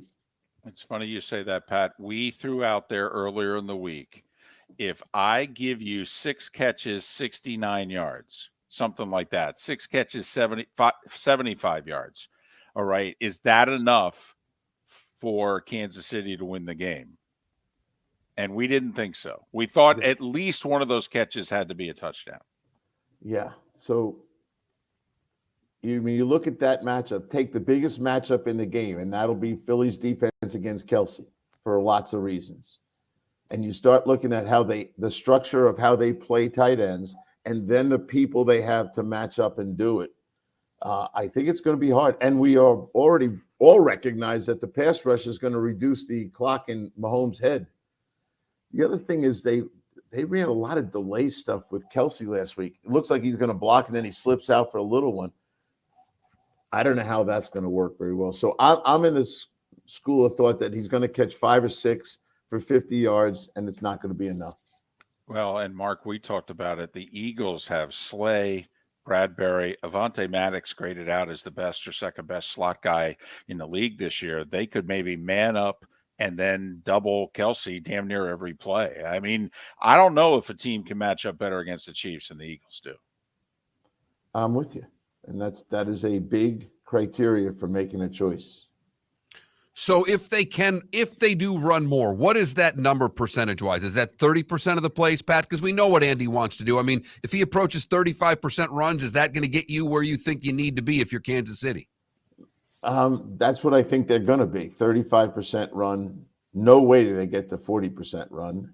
Go look at the opening drives, right? We talked about this the other day. Andy still likes to script the first 10. Go look at the play selections. It's pass, pass, pass down the field. Now, they score a lot on their first drive. They score a lot in the first quarter. And they're going to come out doing that. But it's somewhere along the line, after they see two high safeties or anything off, they're going to think, well, we should run against this. But it's going to be outside run. They're not running inside on Linville and Sue and the other guys they have in there. They're going to try to run, in my mind, Pacheco outside. I think they do it just to look balanced and maybe try to look for something they're going to get, but mostly they're not going to get enough there. Pat, just your gut about this game. My gut tells me the Kansas City cannot get behind, and they need to try to force Philly to throw the ball, because if Philly can run the ball 44 times, they're going to get their kicked. And so to me, I just see the Chiefs playing the first quarter wide open, like the greatest show on turf, wide open, because Andy's thinking, I got to give Spags a lead or else these guys are going to run it down our throat. I agree with that. They cannot let them get into, hey, we got the clock on our side. So we don't want Philly to get in that mode. So I'm with you. They'll be wide open early. Go look at their first half scoring in the postseason, and you start looking at all those touchdowns. I think they'll be throwing everywhere. Fast pass, though. They're not going to have time to throw down the field. Pat, I know you like the Eagles. By how much do you like them? Well, I do think that Kansas City is going to have to play from behind in the fourth quarter, and that's where Mahomes has been great, and he will still be that guy, because they go to 4-down territory, right? He knows they're not punting. So his ability to play the short pass game and drive it down the field. Look at the length of his drives in the postseason. His touchdown drives are averaging almost 65, 70 yards per drive. So once he gets to use the ball with no punting, he'll move the ball around and catch up a little bit. I do like Philadelphia, 3 points. I do think it'll come down to something like that, because I do think he's going to keep coming back. He's not going to get what happened to him when they didn't have their tackles at Tampa. I think he's going to get rid of the ball a lot faster than that. Remember the one Super Bowl Andy and Patrick were able to win. They were down 10 in the fourth and put 3 touchdowns on the board to close out that win against the Niners. He's Pat Kirwan, NFL Radio's Moving the Chains, CBS's NFL Today show. Hey, thanks for doing this. We can hear how long your last 2 weeks have been, the Senior Bowl and Super Bowl, and getting up at this hour to do this for us. We're very appreciative. No, I was up earlier, but then I said I'd rather listen to John Parry and take my turn. Thanks, Pat. Enjoy the game. Go Blades. That's what game I was talking about. Pat's ready. Saturday night for the Everblades. Super Bowl, whatever. I got to get to the Blades game on Saturday. Me and the other 20 people. I love it. Pat Kirwan, by the way, will be doing post-game on NFL Radio after Super Bowl 57, so you can listen to Pat then as well, besides this afternoon, 3 to 7, for those that are so inclined. So he's with you. All right. He's leaning Philly. Close game. Philly by 3. Maybe, you're on an island. Revis getting into the hall. Revis Island. Maybe that's it, David. Listen, Kansas City could use a little Revis Island. You're damn right they could. Okay, Terrell Revis, A.J. Brown, I'd pay to see that. I don't think Eagles fans would. I think Eagles fans are pretty fond of what's back in the secondary for Kansas City right now with the matchups against their receivers. Huge advantage for the Eagles. It's why they may throw early. That is their modus operandi, Throw early, get a lead, run it down your throat. Miller and Moulton. Good, bad, and ugly. What's on tap today was the day when. It's all next. The waterways of Naples are a beauty to behold, and the Bayfront Inn has multiple ways for guests to enjoy the water and have some fun. Gather your family and friends and enjoy a leisurely day on the water with a pontoon or deck boat. If you prefer to explore the waterways without a motor, the bayfront has canoes, standboards, and kayaks. At the end of your journey, enjoy lunch or dinner at the Bamboo Tropical Bar and Grill, the Bayfront Inn. Something for everyone. On 5th Avenue in Naples. Located on the East Trail, locally owned Naples Tiki Bar and Grill is an outdoor eatery next to the Hitching Post Shopping Center. Island-inspired food with a true tiki theme. The best place in Naples to enjoy the beautiful weather in Southwest Florida. The Naples Tiki Bar and Grill offers a great menu for dine-in or takeout. Enjoy our famous pulled pork, huge burgers, and tiki bar cocktails. Don't miss happy hour every day from 3 to 6, and live music 7 days a week. See you soon at the Naples Tiki Bar and Grill, 11498 Tamiami Trail East. Ladies and gentlemen, once again. Yeah. Hi. Excuse me. Hey, the line starts back here. Ma'am, if your party's not here, you're gonna have to go around again. If you had the opportunity to avoid all this, wouldn't you?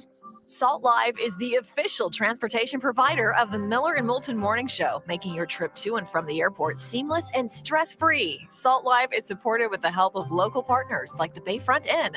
Gather your family and friends and enjoy a leisurely day on the water with a pontoon or deck boat. If you prefer to explore the waterways without a motor, the Bayfront has canoes, standboards, and kayaks. At the end of your journey, enjoy lunch or dinner at the Bamboo Tropical Bar and Grill. The Bayfront Inn, something for everyone on 5th Avenue in downtown Naples. BayfrontInNaples.com. When you need a ride, book with Salt Live Transportation, 308-8686, or book on saltlivetransportation.com.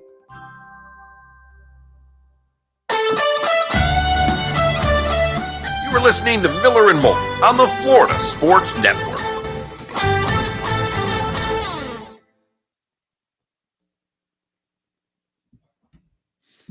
Michael Irvin is suing the accuser. Florida's just repealed their NIL law.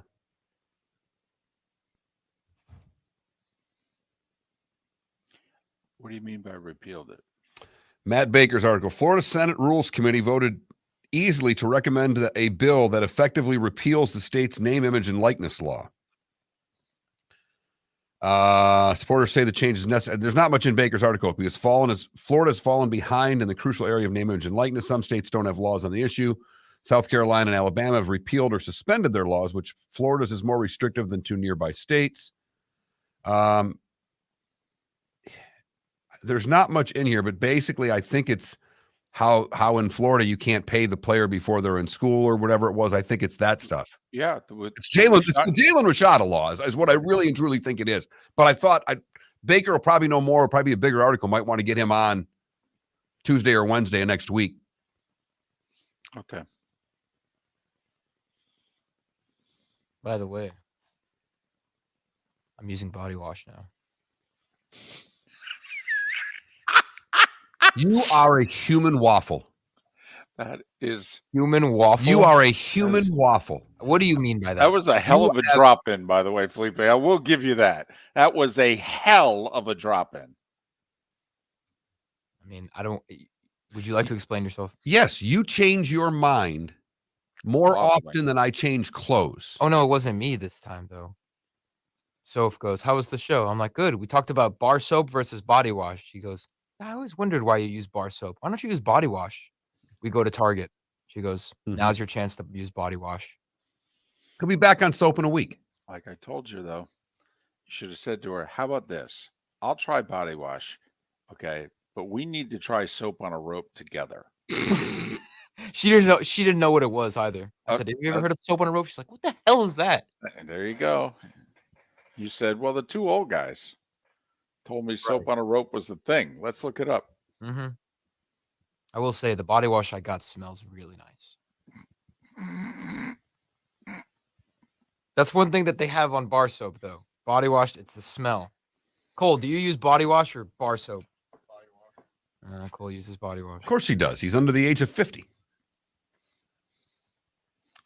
That was a legitimate discussion we had on the show yesterday. Philly, you've never smelled some Irish Spring. God. It is. Watched the SNL where Piscopo brings in Stevie Wonder to imitate Stevie Wonder to Eddie Murphy, the producer. It just makes me think of it when they do it. And Ivory, it's a soap that floats. And then Stevie does Stevie at the end of it after he fakes the voice and just becomes himself and sings it. And Eddie Murphy, he still sucks. Adam, I with the bar soap, I went Dove. Actually, no, that was Suave. And Canada, I was thinking about going Old Spice. I usually He just did. hasn't had a chance to talk today, and he feels really I know. bad about it. So Well, he's no, just- I'm being asked questions. Then here. type the answers. Then type them. Don't. Yeah, I speak don't. 'em. Don't interrupt for that. Hey, by the way, I got the Chiefs and the over.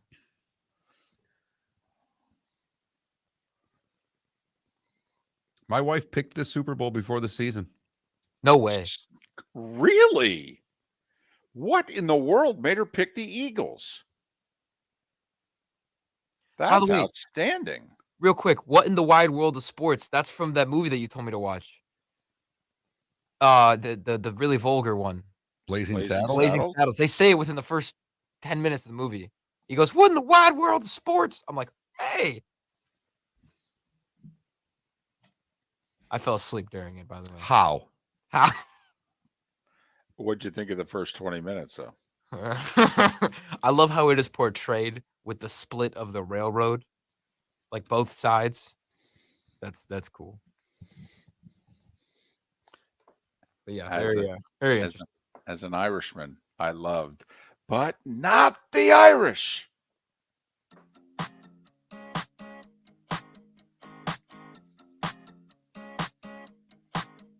You're listening to Miller and Moulton, exclusively on the Florida Sports Network. 22 minutes until the top of the hour, 17 until we're out of here. The bonus hour on the final football Friday of the 2022 season. Beginning next week, if we call it a football Friday, we're dealing with off-season stuff. And then we're on to 2023, basically. So Miller and Moulton, the Florida Sports Network, floridasportsnetwork.com. Mark picking the Eagles. 30-24, so he likes Philly and the over. I am going to rue the day. I changed my mind in the 2 weeks. Last week I was on Philly. Going with Mahomes. You know, the last 9 reigning MVPs who have played in the Super Bowl have lost? If Kansas City were to win, Mahomes would have 2 Super Bowls and 2 MVPs in his first 6 seasons. It's incredibly rarefied air in all sports of people that have accomplished those things. And really, because he didn't play he played 1 game his rookie year. So it'd But be it's 6 still the seasons, first- but really 5. Yeah. Right. But it's rarefied. The type of players that you're talking about that have done this is the who's who of all athletes. Mm-hmm. That's what he has an opportunity to do. It would be 5 years faster than Brady did it. Who? Oh, I'm sorry. Too soon? Careful now. Yeah. Careful now. I went with the Chiefs and the under, barely, 27-23. I do think if they play this game 10 times, the Eagles win it 6 or 7 of the 10. I'm counting on KC getting off to a good start, putting a lot of pressure on Nick Sirianni and Jalen Hurts, and Kansas City can maybe dictate a little more defensively than they otherwise would. If this is a slugfest, Mark, if it's, 7-7, 10-10, Philly's going to win. I think Kansas City, to me, this is a fight, and the boxer has got to win some of the early rounds on the perimeter, using the jab. Just got to stockpile those rounds where we're headed to the 6th round and the boxer's up 4 rounds to 1. The boxer versus the brawler. No doubt that is really the style in this football game, and we will find out. We'll finish the week off, though, as we always do. Time now for... It's time for someone to take back this segment, if for no other reason than to stop David from talking about Meghan and Harry. Here's Mark Miller with Today Was the Day When. Maybe it was me, but I did not find a lot today. I love this one, though. 1920, baseball outlaws all pitches involving tampering with the ball. Seemed to be tampering with it through, last week. Tom and Jerry was created today in 1940. It debuted. 1942, the first ever gold record for selling 1 million copies was awarded. Glenn Miller with the Chattanooga Choo Choo. Arthur Miller's Death of a Salesman premiered today in 1949. Today in 61, the AFL's LA Chargers moved to San Diego. That's right. He said what he said. 1966, Valley of the Dolls is published. It sold over 31 million copies. Tapestry, the album by Carole King, it was Album of the Year, was released today in 71. The number one song in the land in 1979 was Rod Stewart's Do You Think I'm Sexy? It peaked today. Bonnie Blair wins their first gold medal for the U.S. today in 92. And in 2006, the Turin Italy Games opened. Pavarotti would have his last ever performance at the opening ceremonies. Cliff Burton, the bassist from Metallica, would have been 61 today. Robert Wagner is 93. Roberta Flack is 86. Olympian Mark Spitz is 73. Greg Norman is 68. Lenny Dykstra is 60. Glenn Beck, 59. And Ty Law is 49 years old today. And that, David, is today was a day when, except for whatever you tell me I missed. Glenn Beck's only 59, really? Yeah. Yeah, so he went gray early then. Because, you think you go gray, you're a little bit older. So, not much, Mark. Really, not much. I will say, 31 years ago today, Tyson got convicted of rape. And he was all set to fight for the heavyweight title. And obviously that didn't happen. He went away to prison instead. It's not often that an athlete is convicted of rape, goes to prison, comes back, and actually has a career. I mean, you think about it. Mike Tyson's popular today. Oh, yeah. He's got his whole weed line. Well, he did the play. I mean, he's done a lot of things. Movies. Yeah. Okay. I mean, it is. Now, I will say he nearly had his rape conviction overturned on appeal. Okay. He lost the appeal by a 2-1 vote amongst the judges. But normally you get convicted of rape, we as a society shun you. Okay. You're done in the public eye. Think about all the stuff going on right now. Do we think Matt Lauer is going to have a second career? And it is remarkable that Tyson's had a career the last 25 plus years. That's all. 31 years ago today. Went to prison. You've heard folks elsewhere mock Florida is gonna Florida. Well, Mark Miller sees it differently. He calls it the good, the bad, and the ugly. What you got, Mark?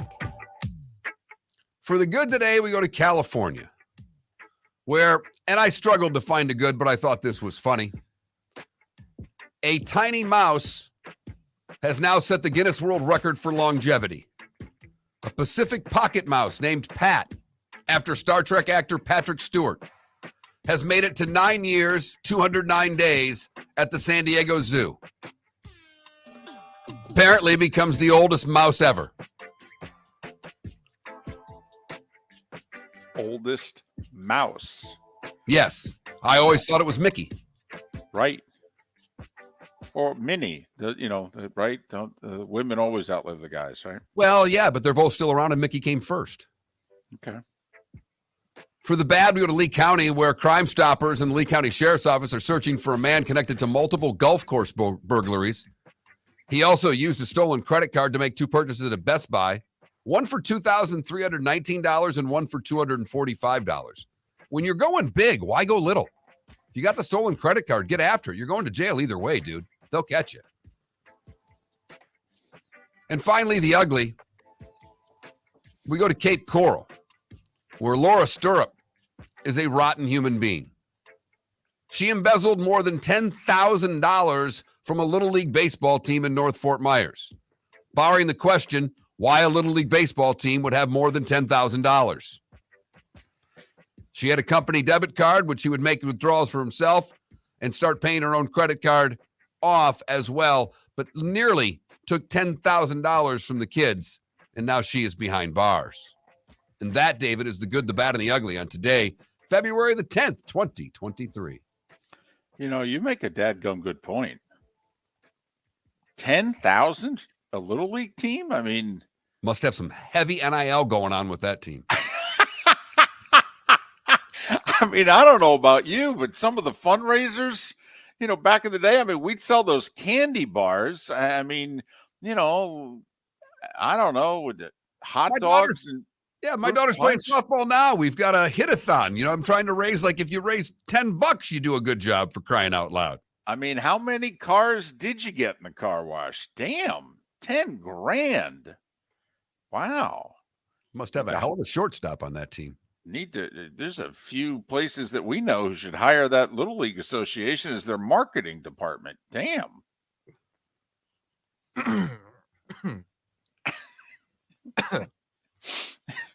All of a sudden, Felipe's got a frog in his throat there. Funny how that works. Hey, there's actually, you said some breaking news today. Yeah, the state of Florida basically just repealed their NIL law. I mean, they passed a new law, but basically, and they didn't get into, there's three parts of it. The first part, Matt Baker didn't have much of a description of, other than Alabama and South Carolina don't have NIL laws. And basically, they're getting more kids right because of it. There you go. Come on now. The second part is they had to put a workshop in for kids getting NIL at colleges to learn how to handle their money, which I'm all for. And the third one, which I thought was great, is the coaches aren't responsible if they bench a kid and then the NILs are not met. You know, coach wants to bench somebody, even though the NIL, the coach isn't responsible for that. Well, it's the same way in pro sports. I mean, you know, listen, the first round pick can get benched for the fifth rounder. So, yeah, okay. But it's something you might want to pay attention to. And the other thing out there this morning, I believe that I saw that Michael Irvin is now suing his accuser. Michael Irvin was thrown out of the Super Bowl by the NFL Network after an accusation from a woman that he did something inappropriate or said something inappropriate. Well, and not only that, he was supposed, I guess every Friday he's on Stephen A. Smith's ESPN show, and ESPN dropped him for today. So, you know, when Michael was falsely accused 20 plus years ago of doing something, he did say publicly, okay, hey, and when this is found to be garbage, I expect all of you to come at me with the same vigor that you're burying me now. So he's done this before when he has felt he's been in the right. The Heat are hosting the Rockets tonight. They're a 12-point favorite at home. Do the Heat score enough to cover 12? I mean, that's a lot of points in a Heat game. They're one of the lowest scoring teams in the league. Just saying. Defense, though. Defense. Yeah, I understand. Gotcha. It's a tough watch. 12's a lot. The ESPN doubleheader, by the way, Charlotte and the Celtics. Isn't that like the best team in the East and the worst team in the East? Sorry, I fell asleep on air. What was that? And Cleveland, New Orleans is the nightcap. The best game's probably Bucks Clippers. Right. Absolutely. Yeah. And for whatever reason, ESPN's not showing that. No Florida teams on the ice tonight. Panthers at 6:00 tomorrow host the Avs. There'll be tickets available if somebody wants to go. Game of the night tonight's your Rangers hosting the Kraken. And then the Rangers go to Carolina over the weekend. So an original 6 jersey. That's great. I love the Rangers unis. And the best new jersey that's come out in forever to me. I mean, all sports. I can't think of a new team that looks as sharp as the Seattle Kraken do. Hope for another game in Seattle next year just to be able to buy the merchandise. You know, we went opening day this year. I don't think I picked up any gear for you, did I? I've still got my Kraken shirt. Don't you worry. Oh, I know, but that's from a couple years ago. I need to go just to pick up some new gear for all of us. That's going to be even though you're in Jacksonville, I think I'm going to give you an allotment of cash to get me gear. I need more dumb team gear to wear on the show. Done. Well, and I'm not that far away from the Savannah Bananas, so, maybe I'll take a They're trip. coming to Jacksonville this summer. I know. If the minor league team here, I would love if they would. That would get me to Hammond or CityLink if the Bananas came. Well, otherwise, my boycott is still on. You are stubborn about that. College hoops, nothing locally this weekend because the FGC men are on the road, and I think the women are off. Or if they're playing, they're back on the road. Only one ranked team in action tonight. Xavier takes on Butler at 7. I mean, think about it. We're only a little bit more than a month away from the tournament. I mean, we got like 3 weekends left in the regular season, then a conference tournament weekend, and then the tournament. Talk about a regular season that has just disappeared. Well, the NFL has just absolutely devoured it. Between that and the NBA, absolutely devoured it. Miller and Moulton. I'm picking the Eagles. 30-24. And I changed my mind, so, well, we all know how this is going to work out. But I'm going Chiefs, better coaching, better quarterback, 27-23. I do like your one stat, though. Hurts' rushing total. And I know that Hurts on a blitz could break away, and if there's man coverage, there's nobody within 20 or so yards, and he could get his yards that way. But what's it, 47, 49? 49, something like that. And your thought of that, if it's under that, you think the Chiefs have a real shot. Have a great weekend, everyone. Enjoy your party. Enjoy the game. We'll be back on Monday, Miller and Moulton.